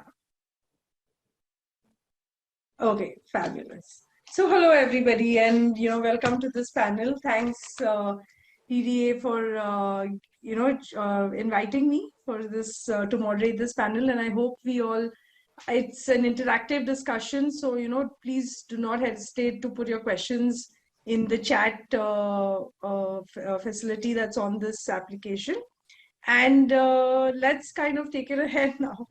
So the topic for today's discussion is choosing the right partner for digital integration, right? And I'm going to start off by just saying, the obvious that we are all going through because of COVID. The digital transformation that we have been privy to has been really fast. And just 1 second, okay, 1 minute. I'm just trying to. Okay, perfect. Thank you. Yeah, so I'm just going to start off by stating the obvious that because of COVID, we have had to, go through a digital transformation pretty rapidly, right? There were plans, there were strategies put into place pre-2019 on how everyone is going to move into the digital space, how digital transformations are going to happen in businesses. But then come COVID, everything has had to happen very rapidly. It's also taken so much time now that we've also reached a space where it's not just about the business, but there are also enabling functions that now need to be taken care of with this whole digital shift that is happening, right? A lot of the digital transformations are happening in-house. A lot of it is also about getting different partners on board and working together to keep pace with this transformation and to make it happen in a good, conducive way.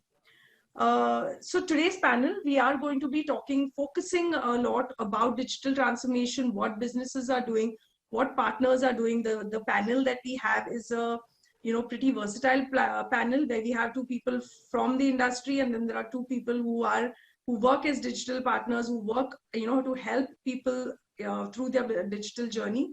So we have this panel, and yeah, the idea is to have a variety, have a varied perspective of what and how to work on this whole digital journey, keeping in mind on how we are going to be focusing on getting digital partners on board along with us. So with that context set, I'm going to open the panel right now for opening remarks from each of you all. So Amit, if you want to, I'm just going to, based on how I see the order in my screen, I'm just going to take that order. So Amit, if you want to just start off with some opening remarks.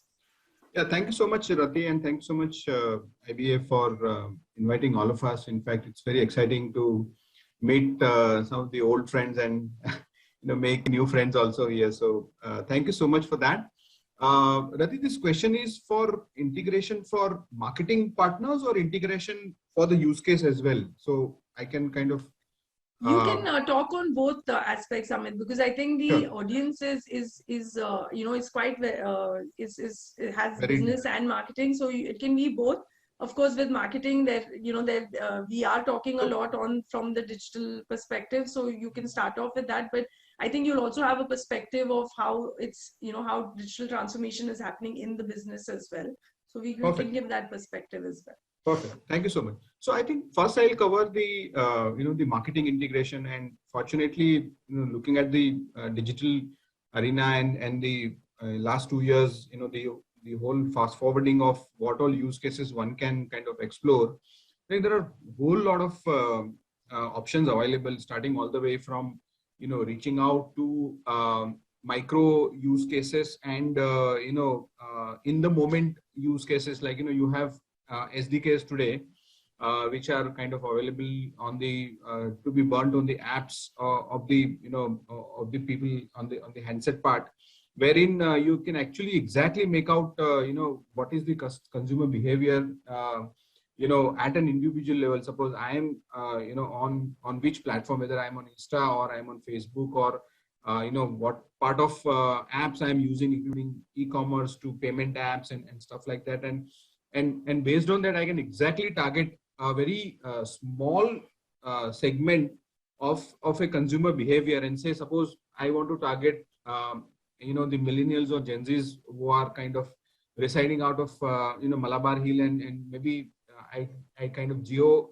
fence to a particular location, saying that in Malabar Hill also only on this specific particular triangulated location on this specific area of 1 kilometer in the triangle, I can do all those things. So I think fortunately this kind of functionalities are available, and marketeers are kind of using it with a very thin line in terms of how much you want to do, and what kind of intrusion you want to stay away from, and all the customer privacy rightfully this thing in terms of what all you can do and where you need to stop, so that you don't intrude into so much of consumer privacy, but at the same time you convey your message and kind of nudge the customer to a level where you feel that things will move, and then stay away, because there is amount of intrusion, there is amount of over information, there is as they say, the current time span attention span which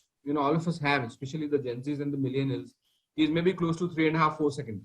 So in that, how much you can convey, and how much powerful your message is, so that your product is kind of understood and taken as part of the consideration, and then it kind of falls through the whole funnel of consideration to the final conversion and then the loyalty. So technologies are available. I think the problem or the question is problem of plenty, where you want to stop and where you want to take a step back and think fundamentally from the consumer side, saying that how much I want to maybe get into his life, and how much I should stay away from. So that's part of the marketing this thing, and I hope I've answered, or I tried answering that.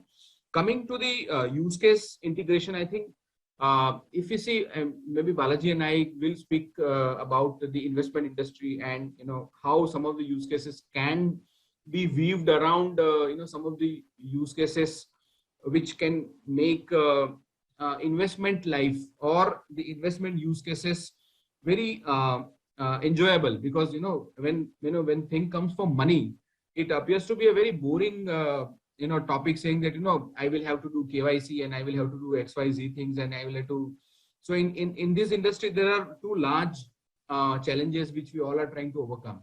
One is the entry point, and second is the exit point. Entry point is you need to ask the customer, saying you prove yourself who you are. So we go all the way from asking him taking a lot of details like PAN and Aadhaar and identity and address proof, and asking him to do KYC and video, and then ask him to sign, and make sure that we are interacting with a live person, all rightfully. So how we make that that process little more seamless. There is huge amount of space in that. And how do I make the exit part, which is while he decided he has done all those things, he's become part of your customer list. How do I make his product selection, contextual product opting, and making the payment? How do I make the payment part so much more easier, so that it becomes fun? You all will see why buy now pay later has suddenly been picking up, because it's the experience which somebody is trying to say that I want to check out. I don't ask me to enter CVV, don't ask me to enter OTP and all those things. While I'm actually trying to check out very in a maybe microsecond.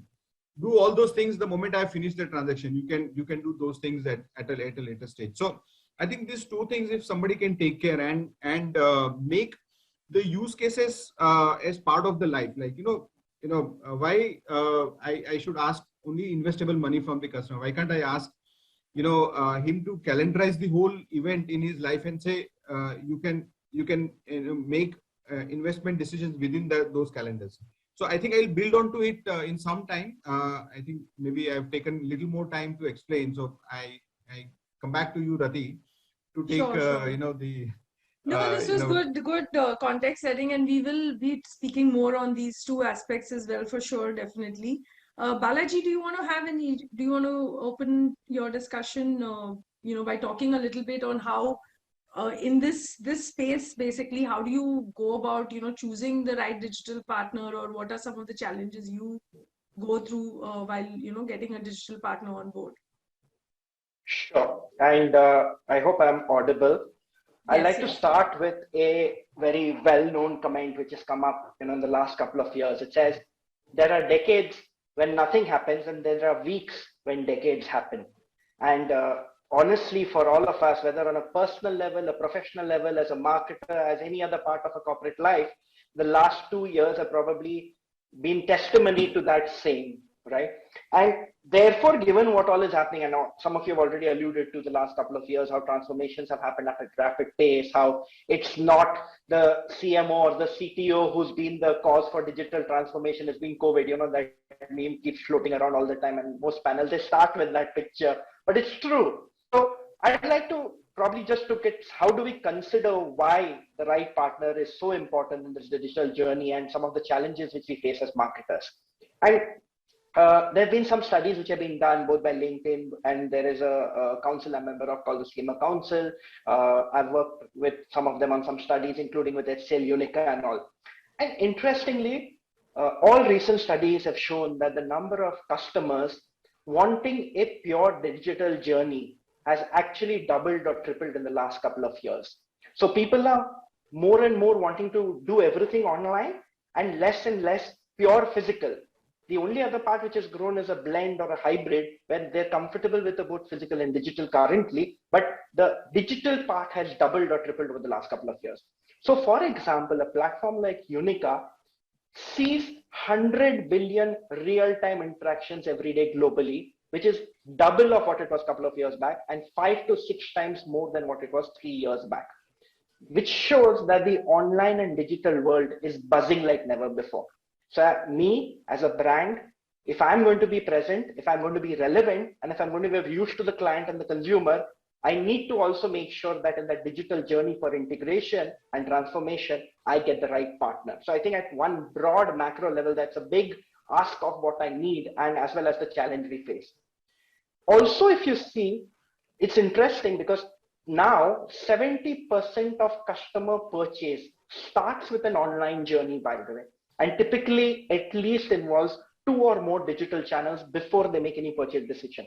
But the problem is 75% of all of these customer journeys lead to brand abandonment. Means people are just leaving in between with the brand as they're conversing because they find it very frustrating to repeat themselves across multiple channels, to keep on doing the same thing over and over and not have that higher experience. That's the second challenge, which I think as a broad marketer, which we should face is how do we seamlessly smoothen that? Therefore, it becomes important for me to look at the right partners for a digital integration journey so that we're able to provide potential clients an awesome brand discovery experience or process. And second, once they become our clients, can I give them that seamless experience so they continue to remain engaged with the brand in a meaningful manner? Amit spoke about KYC, e-KYC, there are guys who are doing video KYC. Yes, there is a pain point. We need to come together probably as an industry also to see how you challenge some of those pain points and try and make it better. But unless that brand discovery process becomes easier and becomes more awesome for potential clients, we're just going to lose time. And let me give you a personal example. There's so many examples of brands doing this wrong. When you think of a bank, you think, oh, they've got a huge amount of data. They've got every profile about their clients because they know how much who's making, how much who's spending, what people are doing. I recently met with one of my fellow marketing peers and an ex-CMO for one of the big banks. And he had a personal experience which shows how one of the world's largest banks, they're based in Dubai, but they're a global bank, can even get it wrong. He's banked with them all his life, at least for the last 10, 15 years. And obviously the bank has all the data about where he's from, what's his nationality, how much does he make, everything. And yet, as an Emirati or a local gentleman from Dubai, he gets the Diwali greetings from that same international foreign bank year on year. He was like, how could a bank make such basic mistakes? And this bank, which works with some of the world's best known digital partners, so they're getting it wrong at a basic level, but that's the challenge which most marketers face today. The data is there, and as we are realizing more and more, the data is definitely getting more and more. But can we get better insights and analytics around it? Most marketing leaders agree that insights on customer journey, acquisitions, conversions is the single biggest priority they look for digital partners in this journey of digital transformation and integration. And for me, that's the key as a marketer I need to do, overcome those challenges, and those are exactly what I look at. So I think that's for me to set the tone for our discussion today.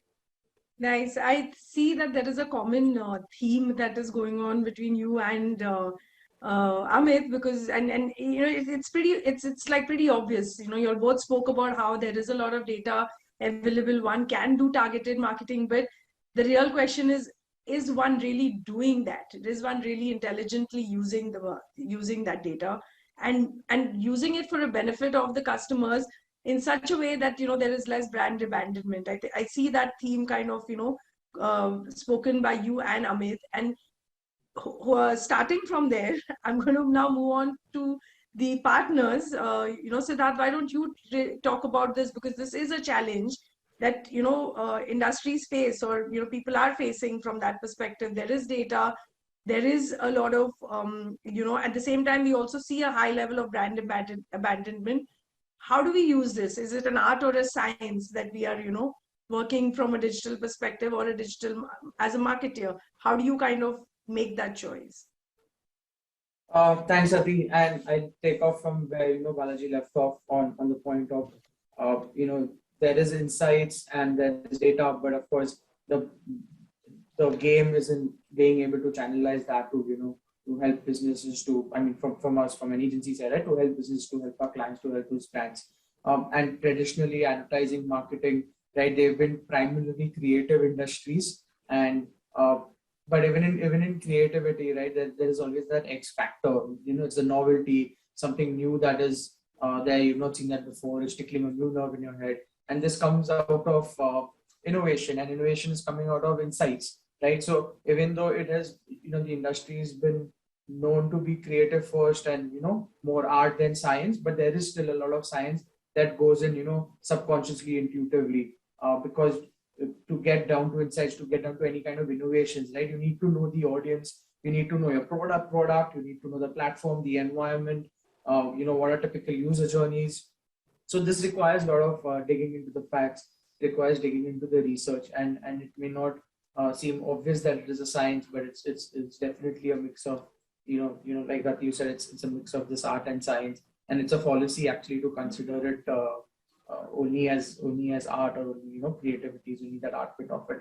And yeah, that's something which, as marketers, it's a daily challenge, where we you know, are in this kind of in an environment where, due to digital and due to the data available, that the science aspect of this is growing very fast, and definitely absolutely you know, needs to be leveraged to you know, prevent mistakes, like how Balaji mentioned about an Emirati getting a Diwali greeting, right? That's absolutely a mismatch of, say, the analytics or the data teams or departments, and you know, the copywriters who are or writing Diwali greetings, or the planners who are sending those out but however, you know, year on year, we see that with these digital platforms becoming even more accessible, and, you know, leveraging data becomes so much more easier, and this is just going to get better and better, and going to get better faster and faster. So it's at the end of the day, we need to use this data, and we need to use these insights to you know, make our campaign smarter, make it more effective. And we've seen great use cases and great success stories, you know, all the way from fintech to entertainment and even elections, right? The last few elections of the globe have been actually won on a lot of data and smart mining of insights. And we see this firsthand, because since it has been very recent that we had a dedicated analytics team, and we can see how that is actually driving you know, impact for brands, and absolutely speaking out of first-hand experience, where it can be actually game-changing. Yeah, so I think I'll leave it at that. That, you know, I mean, both on the topic of selecting the right digital partner, it's important to onboard someone who gets this, who understands that, you know, there's a mix of the science and the art of it. There's a mixture of the creativity and data and insights, and without marrying these two, right, you're going to have broken journeys and you're going to have broken experiences. So yeah, leaving that on that note, and hoping that in the years to come, you know, we'll have lesser experiences like the one SMS experience Balaji mentioned. Subhash, your opening comments on the same? Yep. So no, I totally understand what Siddharth's coming from. So Siddharth came from basically creative to data. Kensio, we started from data, then we realized that we need somebody who tells the story. With Excel sheets, with spreadsheets, it's extremely difficult for me to convince any customer. My CEO comes from IIT, so he's like, okay, let's start with the data first, and then let's do whatever it is that we can do with everything else, right? So we have recently started with creatives as well, right? So we have started with creatives where we actually started hiring a whole bunch of storytellers. They may or they may not agree with the data, what we have. They sometimes argue with us saying that your data is whatever it is, right? But we still say that, okay, you build the story. I will find the audience for you. Or I have this audience. For this audience, what is the story that you're building? Like Amit mentioned, right? So how we are having that KYC problems, or how we are getting those OTPs, all of those things, right? So we are trying to build a story, or instead of directly telling a customer, oh, go update your PAN or go do this. So we're trying to build a conversation with that person, maybe have a art form to it and say that, okay, this is how we are slowly getting that info from him. One PAN, and then probably the next thing is, okay, this is what is happening. This is the conversation that we are building towards. So for that, I agree with Siddharth, where he says basically we need both arts and science. So arts, it's very nice to build the story, but I need somebody to tell me that, okay, this is the cost that has happened. This is the cost per lead that we are spending, right? I cannot spend millions of dollars of millions of rupees on creating art where I don't get any returns out of it.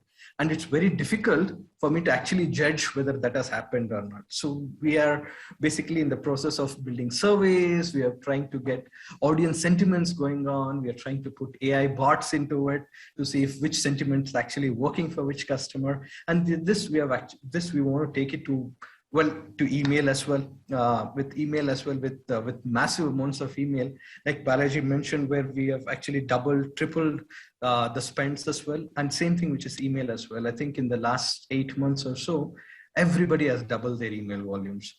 Like, I think people who are spending like a million emails, they are doing about 5 million or 4 million emails.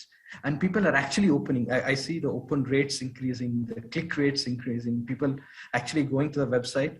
And then we have this problem of the brand abandonment, right? Or the cart abandonment. We are trying to figure out, okay, how is it that we want to use the journey, the story building, where we can actually take the customer to the endpoint. It can be filling a form. It can be even like transferring it to a call center person. It may not be completely digital, but we want to build that journey. We want to take it up in such a way that we solve the problem for the brands, right? Well, when we do this, like you guys all mentioned, in the last 2 years, it's been like running shoes, right? There's no walking shoes anymore. So we have been running to catch up for all of this. There are products which were there, which was built before, but which was never used.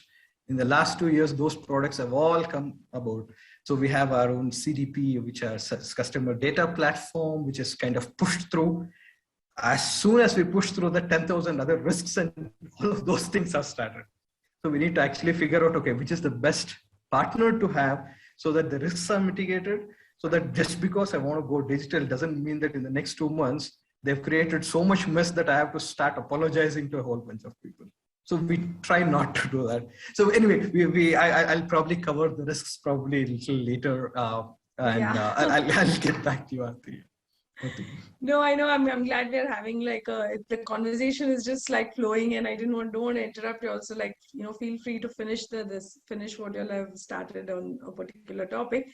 But it's pretty interesting that we were initially started talking about data, but then I think Subhash, you mentioned about how one also picks up the customer sentiments or the audience sentiments, and you'll build that story, which also kind of, I think, will help into this or play a part or, prevent this 75% of brand abandonment that happens, right? So as much as we have all of this data and we're talking about the science of it, one can't really forget about, the art that comes into play, the sentiments, the brand building that also plays a huge role, which is the intangible part of, marketing that we work towards. And I think while choosing a digital partner, one needs to be able to, identify that and, be very clear with the digital partner about all of these things. And they need to get aligned to that thought and, vision that every brand has while working with them. I think that definitely is something which needs to happen while we choose a partner. Okay, anyways, moving on. So Amit, let me kind of open up a question to you. You are coming from a regulated industry. There is a lot of, I mean, yeah, things are digitized. Regulations are also changing as rapidly to, take care of these transformations.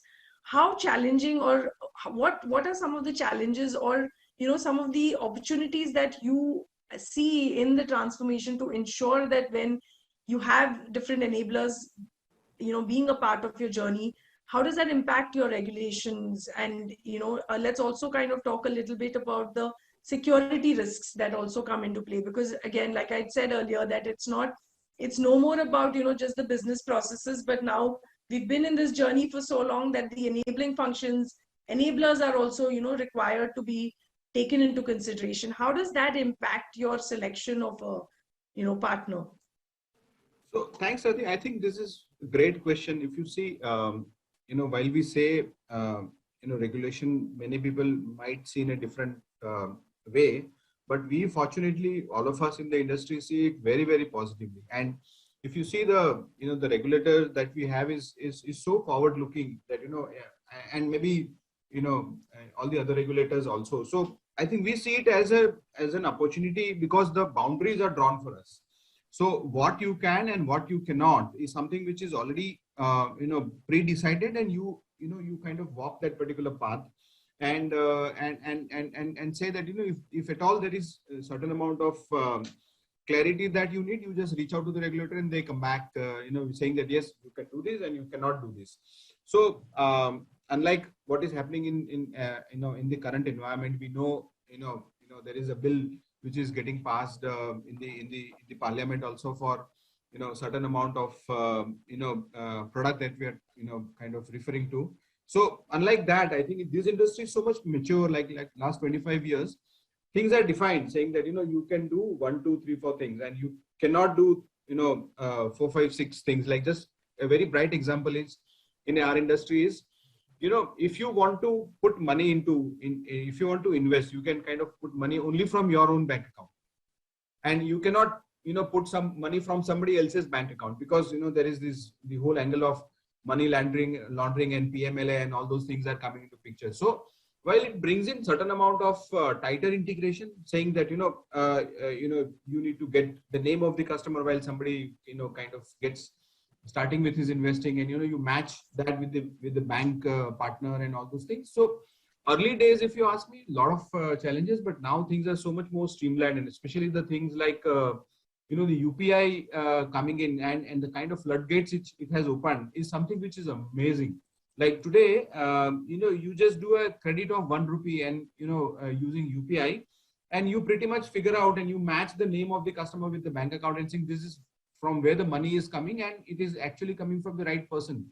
So, and this is just the beginning. What I see that is, the whole UPI stack is kind of opening up, and it will reach to so many other use cases, including corporate net banking, including, so many other things. Saying, because, railroads are created, you just have to put more and more wagons in the form of use cases through that particular railroad, and it will kind of continue to run with that momentum. So we see regulation all the way from KYC to payments to proving that the money is not coming from third party, and the investments are coming from the right source, and all those things is going to be very, very useful in kind of streamlining a lot of things, and it is kind of bearing the fruits as we speak. Coming to the risk part, it's a very it's a very right, how should I place it? It's a very right concern in the customer's mind, especially the kind of things which are happening with the kind of frauds that we see today, from money going from somebody's bank account just if you provide an OTP and all those things. These are all genuine concerns, and these are all many people have kind of seen money flying away from their bank account. We can always say that that particular gentleman or this thing has provided OTP, so money will go. But as an industry, what are we doing to safeguard the last mile? The last customer also becomes our core responsibility. So, how we are taking care of those things is, having a second factor of authentication, saying, have you done the redemption? Are you trying to, put in this kind of a large redemption? So, in our case, what we have done is, if there is a large ticket transaction happening, we actually ask the customer to, do a small video, so that when tomorrow somebody tries and comes back and tell us that, are you the one, money is taken away from my bank account and I'm not aware. If you say, if this is your, not only from IP address, this is your, the video and your photograph, you tried doing it. So there are many instances we are building. Fortunately for our industry, what has happened is, money actually goes into registered bank account. So suppose you redeem, you want money today and you say that, I want to withdraw and, want to withdraw. So there is a concept called as registered beneficiary or registered account. Money will go only there and it will not go anywhere else. And to change the bank account or to add a new bank account also, there are a lot of precautions that we take. So that way we are safeguarding, and that's where the whole creditworthiness is increasing in the form of, people are drawing comfort in the digital platforms also. So I think it will over a period of time it will strengthen further. But the current standards that we all follow, be it FT or Franklin or us and any other industry people, is something which is gold standard. So very happy with the current regulation, happy with the current flow of things, where UPI and a lot of banking partners are kind of helping us identify the source of money and source of credits and all. I think eventually it will kind of evolve further and help us kind of strengthen it further. So what are some of the obligations, Amit, that you all have with your partners, to ensure that they are also aligned to your processes? Because it seems like, it is a highly regulated industry. It is a, regulators are, as much as it is a matured industry, one also needs to get aligned. So what are some of the obligations that you'll have with them to ensure that they are also aligned with your? Yeah, so what happens is, on the digital and the tech front, I think it's like an iceberg. What appears is only 5%. Rest, the whole backend activity, including the audit processes, which are very, very robust and very regular, and the kind of tighter integrations that we do is actually 95% of the work. So what customer sees is the use case and the frictionless journey on the back, and the security part. On the back end, the kind of effort which people do is amazing in the form of regular audits, in the form of the whole securitization, the tokenization of the whole chain of the transaction. It's not only with us, it is extending all the way to payment gateways, and from payment gateway to the banks, and the whole round robin of the the securitization that we do, with a lot of encryption and decryption that kind of goes on the back end. So I think amazing amount of work which happens on the back end.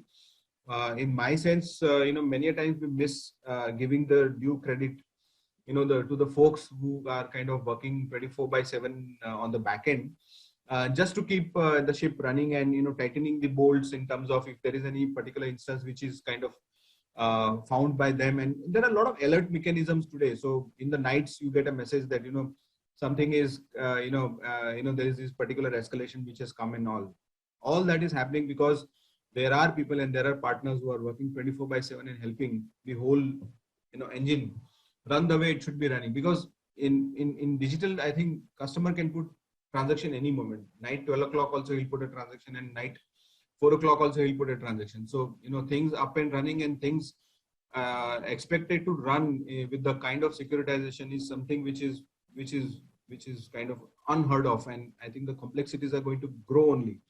So while we choose a partner, we are extremely choosy on all these parameters, and there is this huge amount of checklist which is run in saying that, be it a payment gateway partner, or be it a cloud partner, or be it any other partner, how we align with partners is something eventually goes back part of our audit, and it is kind of any instance which is reported goes all the way to board.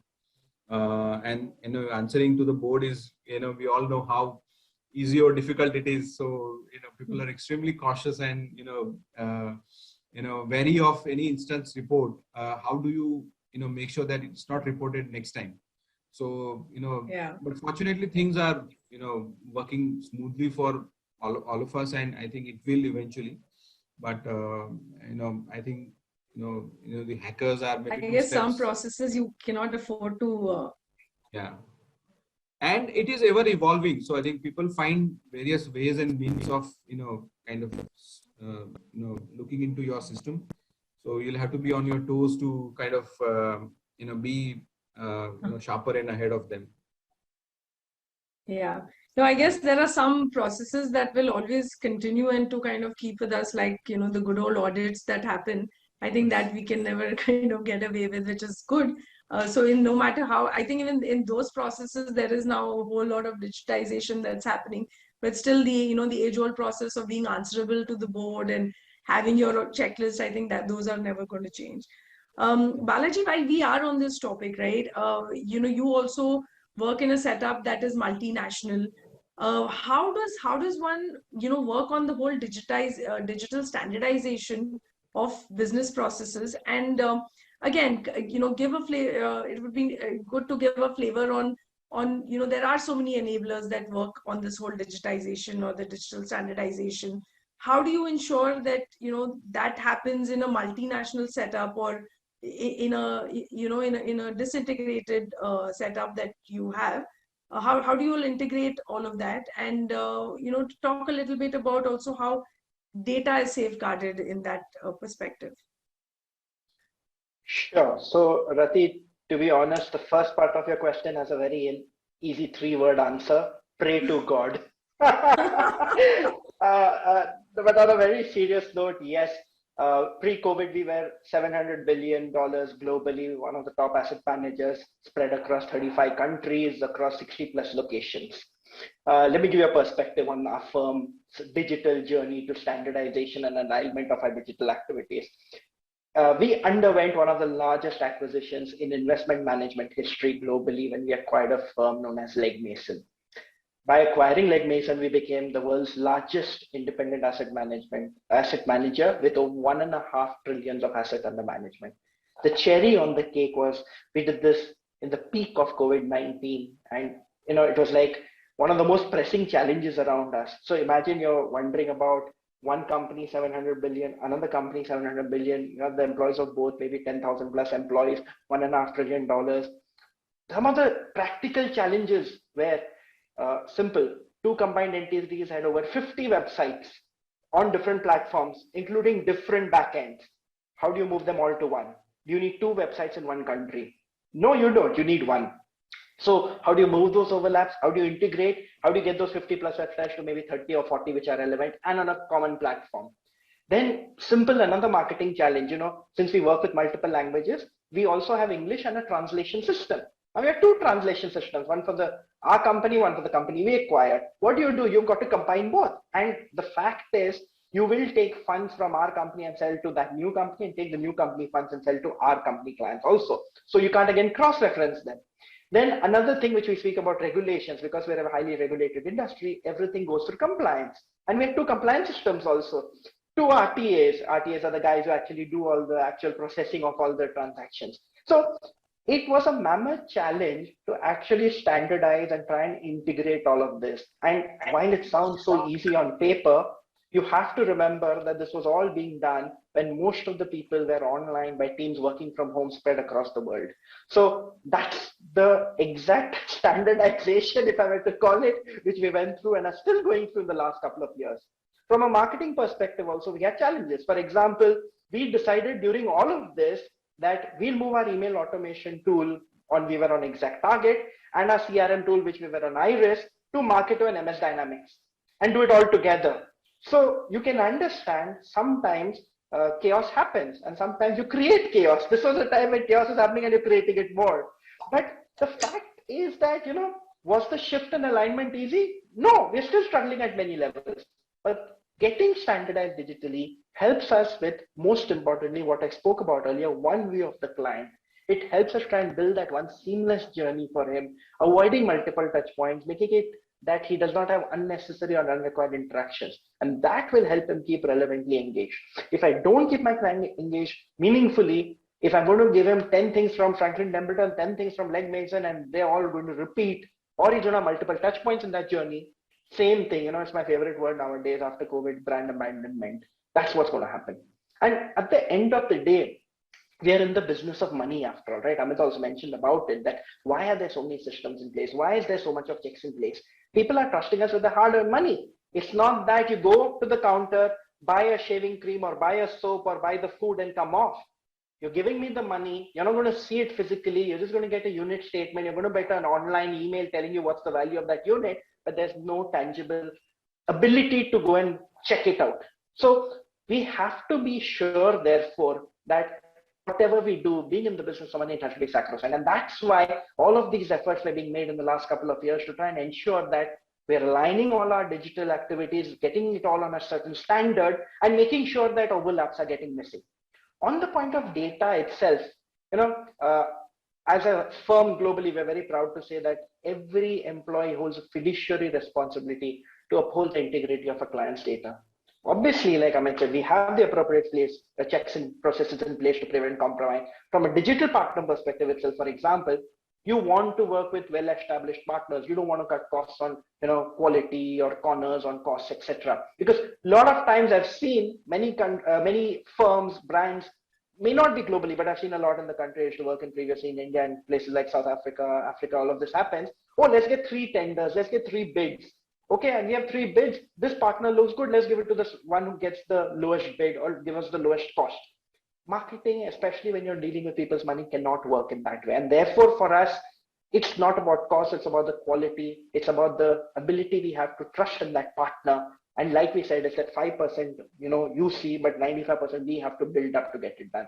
And lastly, I think given our huge presence in EMEA, which is largely Europe, we ensure that we strictly adhere to the Euro GDPR norms, obviously, whose primary aim is to enhance individuals' controls and rights over their personal data and to simplify the regulatory environment for international business. So you're following, like Amit said, gold standards or platinum standards to ensure that even data and clients' data is sacrosanct and kept safe.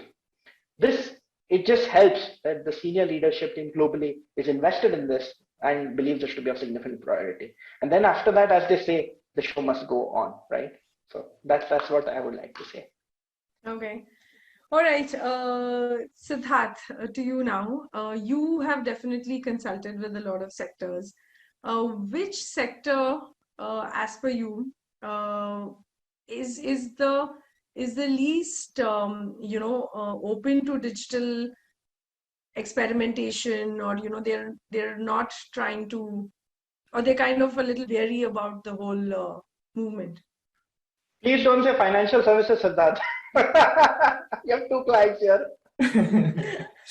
No, absolutely not. I think I'll Amit mentioned that companies in the financial services actually take the regulations in a very positive strand, and that's the correct spirit and it's the right way to do it, because the regulations are there for a very rightful purpose, and it's helpful for the country as a whole, or the globe as a whole, for these regulations to be in place, because with the amount of startups, the amount of fintech companies coming in, without these checks and balances, a lot of things can go haywire. And we did speak about security and safety of the audiences. So when it comes to financial services, yes, of course, they are constrained in terms of regulations. But that also opens up a lot of opportunities and kind of forces them, to be innovative. What they say that, what's it? Innovation is mother of necessity. Sorry, I'm getting that wrong. Necessity is the mother of innovation. Necessity is the mother of innovation. So thanks, Ati. So yeah, I think fintech services and also a lot of the fintech startups we see take that in the right stride and are actually leveraging digital technologies like eKYC, digital onboarding, and making the journey so seamless that you'd actually wonder that if there was no constraints or no regulations, then what's the kind of headroom that they could have to further innovate on digital. I think before I speak about certain sectors, I'd say that company culture in a lot of cases ends up being more likely a constraint than the industry itself, right? So you will have typical companies which will have multiple layers of hierarchy, etc., where innovation is constrained, and things which are slightly out of the box also require lot of politics or hierarchy that comes into play. So I think that becomes, in our experience at least, that becomes the number one restriction or constraint to digital innovation, and that prevents the company from being progressive in terms of digital innovation. And on the flip side, you'll have a lot of startups in a lot of industries which are constrained, where things like social media or a bunch of other digital technologies are made the most out of. From now coming to specific sectors which we have some experience with and have firsthand faced firsthand challenges, right? So one of them is definitely the alcohol industry, right? There are so many, advertising is in all means is not allowed in that industry, but that's also again force them to be innovative, force them to be so creative in some of the experiences that they create on digital. And even when you do like probably on ground events, right, there's so much of innovation happening there, because that's the place where they can bring on a new audience for themselves and really impress them with the kind of branding and communication over there. In fact, even this is one industry where the newcomers are doing a great job, right? You'll have so many a bunch of gin startups, right? They're doing a great job on social media these days. They are setting up benchmarks for the entire industry. So yeah, I think alcohol industry is one, but they're doing a good job of overcoming that. The other one is pharma, which again we do work quite a bit with the pharma industry. Right over here, the restriction is we can do a lot of it with corporate communications. We can do a lot with OTC products, but of course that big pharma obviously has a lot of revenue contribution coming in from prescription, right? And that becomes a limitation. So I'd say if I have to pick one industry which is severely constrained, it would absolutely be pharma, because that really crushes the innovation, and because it's also a capital heavy industry. You have lesser number of startups, lesser number of new kids on the block who think out of the box in that industry. So that makes it lesser when it comes to digital experimentation. Of course, there are the other industries where we have already spoken about. Finance, we won't dwell any further into that. There's the real estate industry, which over the last few years has been constrained by radar, but that's not stopped them again from innovating some of the experiences they are creating on digital virtual walkthroughs, or even on site. The kind of innovation and the kind of experiences that they have are pretty fabulous. And of course, real estate, finance, even though that they are constrained by regulation in some way or the other, they end up contributing so much to the overall advertising pie, right? And that just makes you think that it's not these hard limitations or regulatory limitations which are the constraints, right? It's more internal, it's more company culture backward, because look at these guys, right? In spite of the regulation constraints, they are really killing it at that. Sure. So Subhash, to you, I think we'll kind of end this panel discussion with your thoughts on what are some of the risks that one need to take into consideration while going through the digital transformation journey or adopting to digitization in their industry. Thanks, Shruti. I may not have too much time to actually take over all the risks, so I'll take the top three or the top just four take risks, the top right? risk. I mean, something that one needs to be aware of while they are looking at digital partners. So I think we can focus on those risks. Exactly. Like Siddharth and Balaji or Amit also mentioned, there's a lot of work which goes around at the back end, right? So there's a lot of infrastructure. There's a lot of things which has taken care by all the engineers, all the data scientists, whoever works with the infrastructure, right?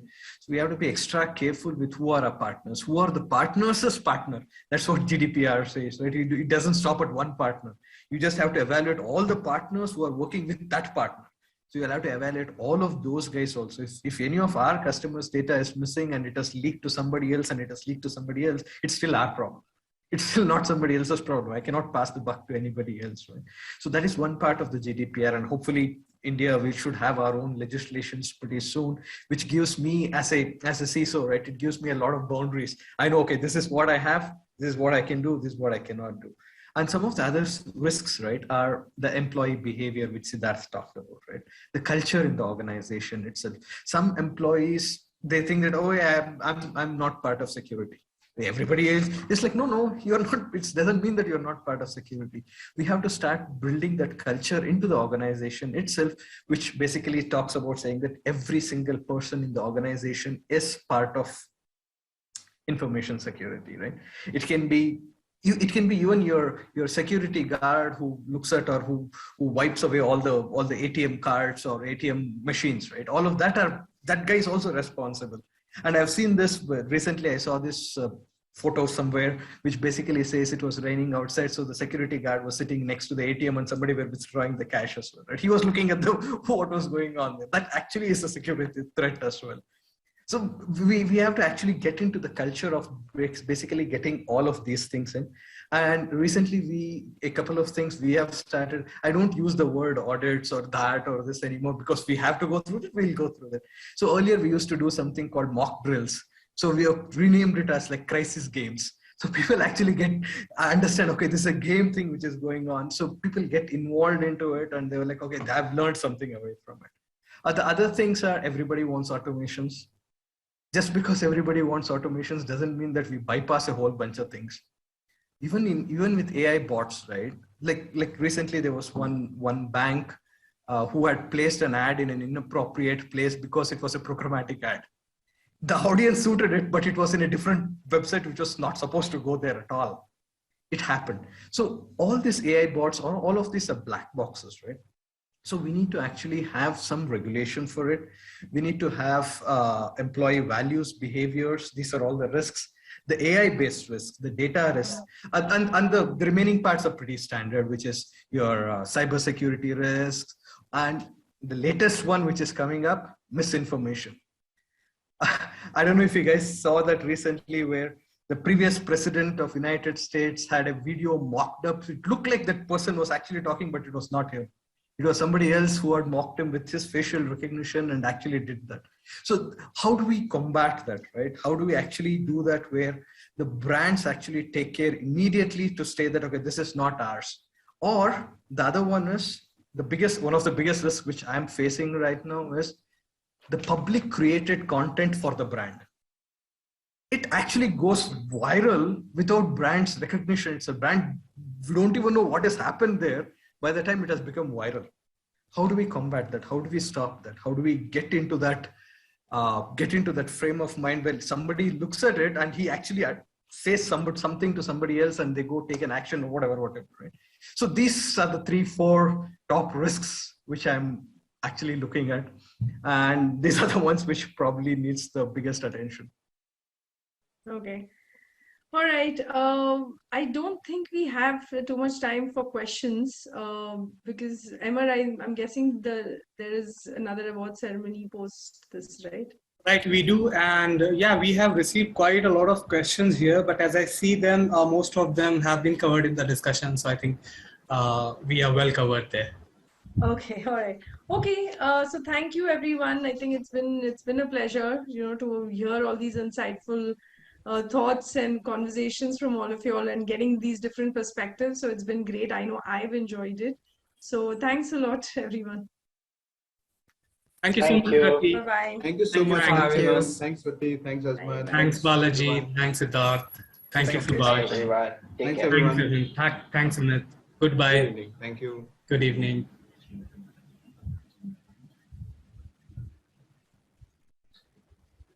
So that was a really enriching and insightful panel discussion on what are the parameters you should consider when hiring a digital partner. With that, we move on to the next set of awards, and we will start with the next category. And the first award in this segment is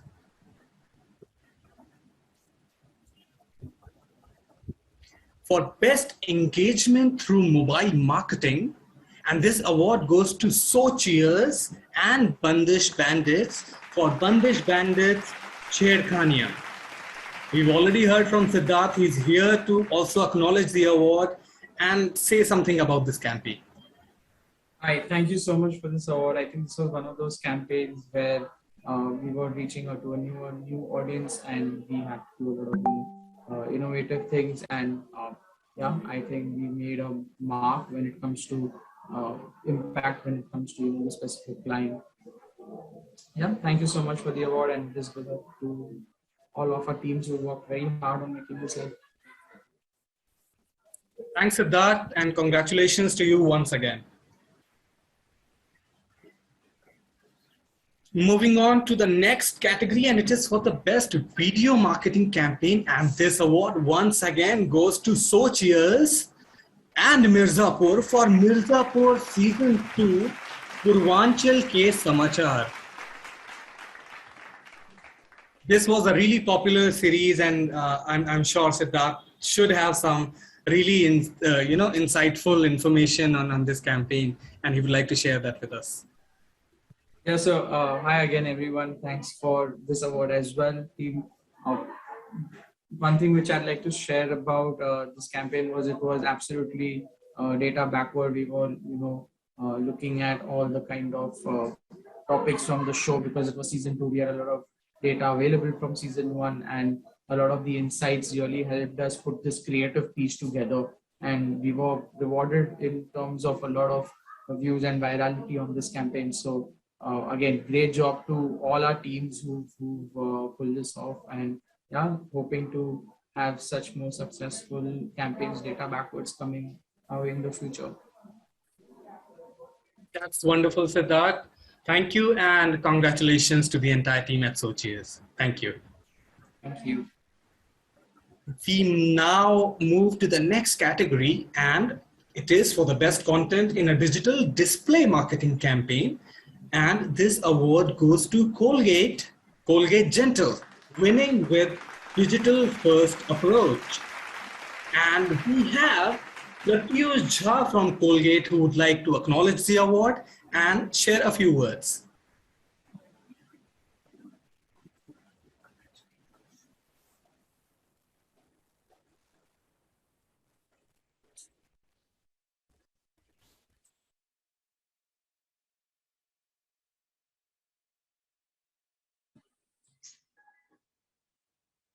Am I audible? I hope I am. Yeah, okay. Yes, you are audible. Yeah, please go on. Okay, great. So thanks a lot, IGC team and Digital Dragon. It really feels pretty good to get this on behalf of Colgate. I think one thing that we realized with our launch on Gentle is that, with digital, there are infinite opportunities, especially even if the category is as non-engaging as toothbrushes, right? So, getting it right and with a digital first approach, that's something that we are really very proud of. And we really hope that we make a mark with this. Thank you. Congratulations, Pratyush, to the entire team for this victory. Thank you. We will now move to the next award, and it is for the best performance-driven social media campaign. And this award goes to Performix Convonix for ITC Store.in. ITC Store aiming for D2C dominance. The next category is for the best use of data-driven media. And this award once again goes to Performix Convonix, ITC Store.in, ITC Store, aiming for D2C dominance. The next award is for Best Digital Retargeting Campaign, And this award goes once again to Performix, Convenix, and Ashirvad for Ashirvad MG and SRC ATA full funnel strategy through Amazon. The next category is the best search marketing campaign. And once again, the award goes to Performix, Convenix, and Ashirvad Swasti Pure Cow Ghee for Ashirvad Swasti Ghee driving higher ROI through Amazon search strategy. The next award category is the best digital marketing campaign during COVID-19. It's a bronze award and it goes to PharmEasy and Starcom for Don't Take It Easy.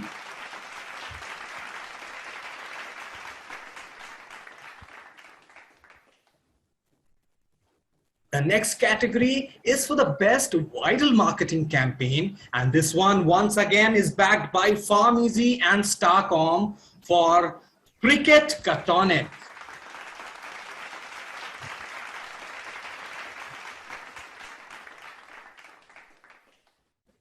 With that, we come to the last award in this segment, and it is for the best cross-channel marketing campaign. And again, it is backed by PharmEasy and Starcom for Don't Take It Easy.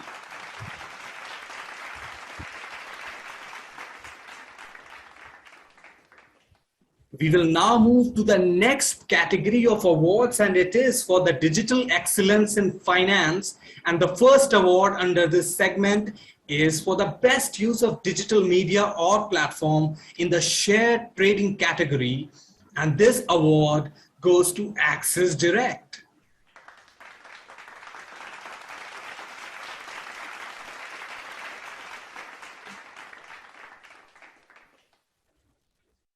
Moving on to the next category, and it is for the best digital payment facilitator. And this award goes to Infibeam Avenues, CC Avenue, Infibeam Avenues Limited.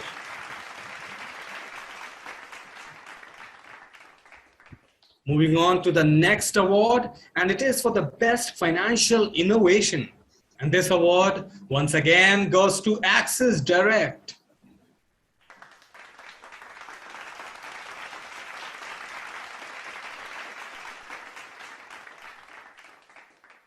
The next award is for the best use of digital media or platform in the insurance category. And this award goes to HDFC Ergo, General Insurance Company Limited, Information Technology Team, IT. HDFC Ergo, take it easy. We have with us Naresh Jha from the HDFC Ergo team who would like to acknowledge the award and share a few words with us.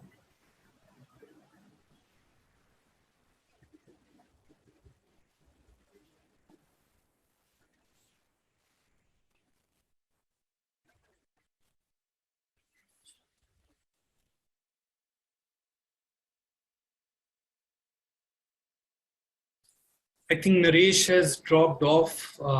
We will now move to the next category. And the next category is the best payment technology solution provider. And this award goes to Infibeam Avenues, CC Avenue, Infibeam Avenues Limited.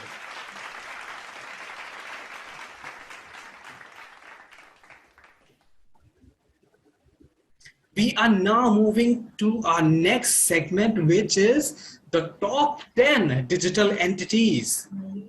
And the first section is for the top 10 digital leaders in the veterans category.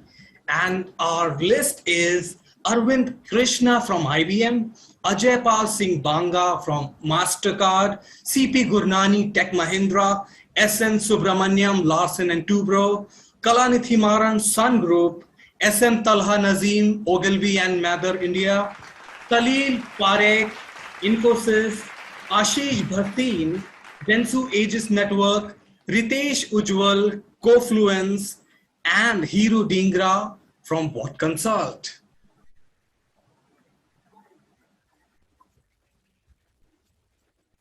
We now move to the next section under this award category, and it is for the top 10 digital leaders, young achievers.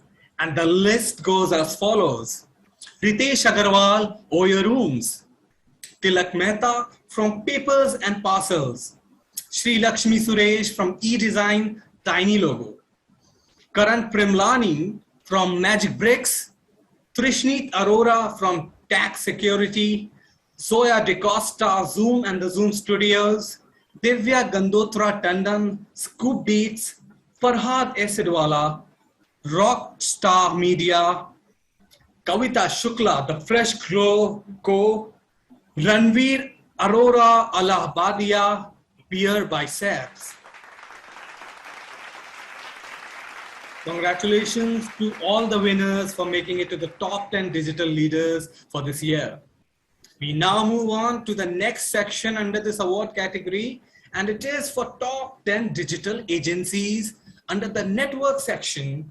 And this list includes Ogilvy and Mather, Growth Hacker Digital, iProspect, What Consult, Web Chutney, the Zoom Studios, Miram, BC Webwise, Athenos, and Foxy Moran. Congratulations to all the agencies who have made it to the list of the top 10 in the country. With that, we move to the next section under this category, and it is for the top 10 digital brands, enterprises. And the companies that have made to this list are HCL, HP, the Zoom Studios, Samsung, NDTV, Xiaomi, Z News Hindi, Tata Motors, India.com, and NBS. Congratulations to all the winners. I shall now move to the next category under this section, and it is the top 10 digital marketing leaders, young achievers. And the list includes Bhanu Garg, Bhavik Sarkhedi, Tarun Batra, Pradeep Chopra, Saurav Jain, Zoya DeCosta, Prateek Shah, Jitendra Vaswani, Prashant Naidu, and Bhanu Garg. Congratulations to all the winners who made it to the top 10 list of digital marketing young achievers. With that, we come to the most awaited. Okay, before that, I think we have someone from the winning list who would like to come up and acknowledge the award. Can we have Rajneesh on screen?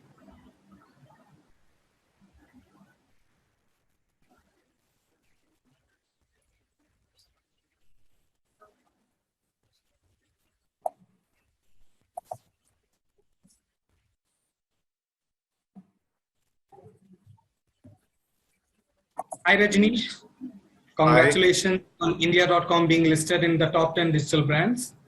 I'm thankful to India Business Council for this award, and we continue to achieve greater heights in digital. Thank you very much. Thanks a lot, and congratulations to the entire team. Thank you. Thanks a lot. We will now move to the special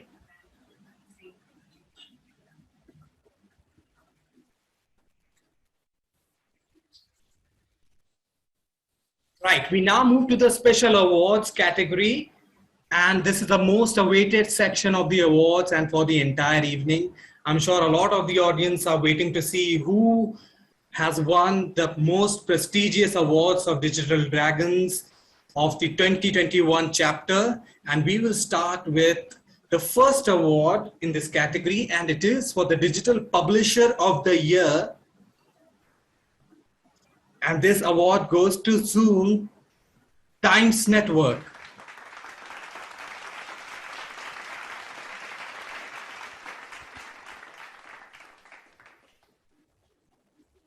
Moving on to the next category, and it is for the best digital innovation. And this award goes to IRCTC. IRCTC, Ask Disha.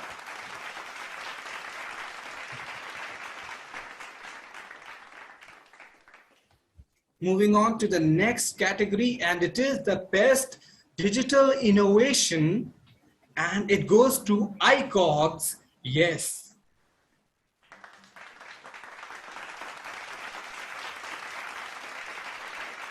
We have Shahan from the winning team who would like to acknowledge the award and share a few thoughts with us.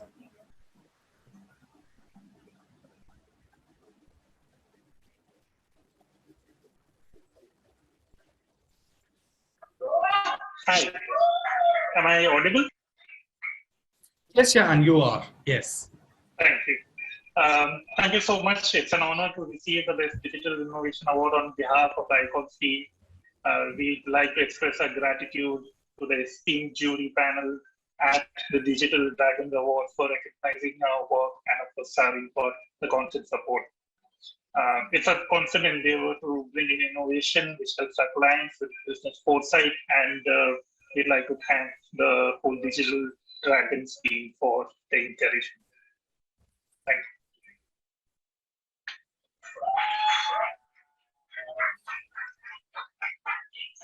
Thank you so much, and congratulations to the entire team at ICOGS. Moving on to the next category, and it is for the Digital Enterprise of the Year. And this award goes to the Zoom Studios.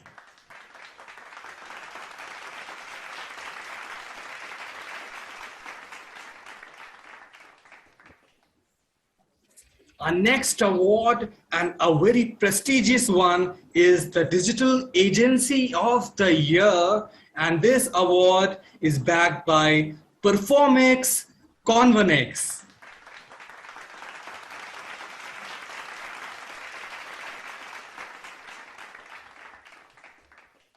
Congratulations to the team. We also have one more announcement, which is for the inclusion of Zee News Hindi in the top 10 digital brands enterprises. And we have Rajneesh with us who would like to acknowledge this award.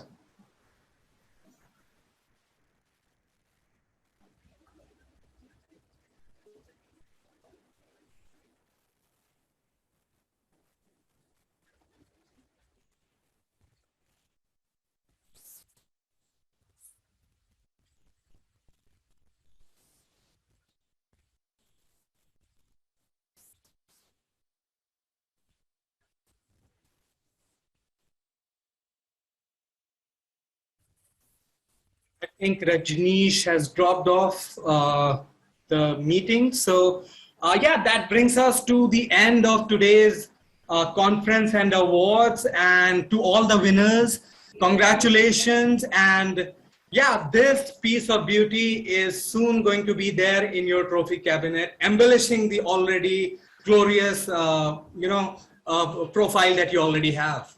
So congratulations, and have a good day, have a good evening, and take care. Thanks a lot.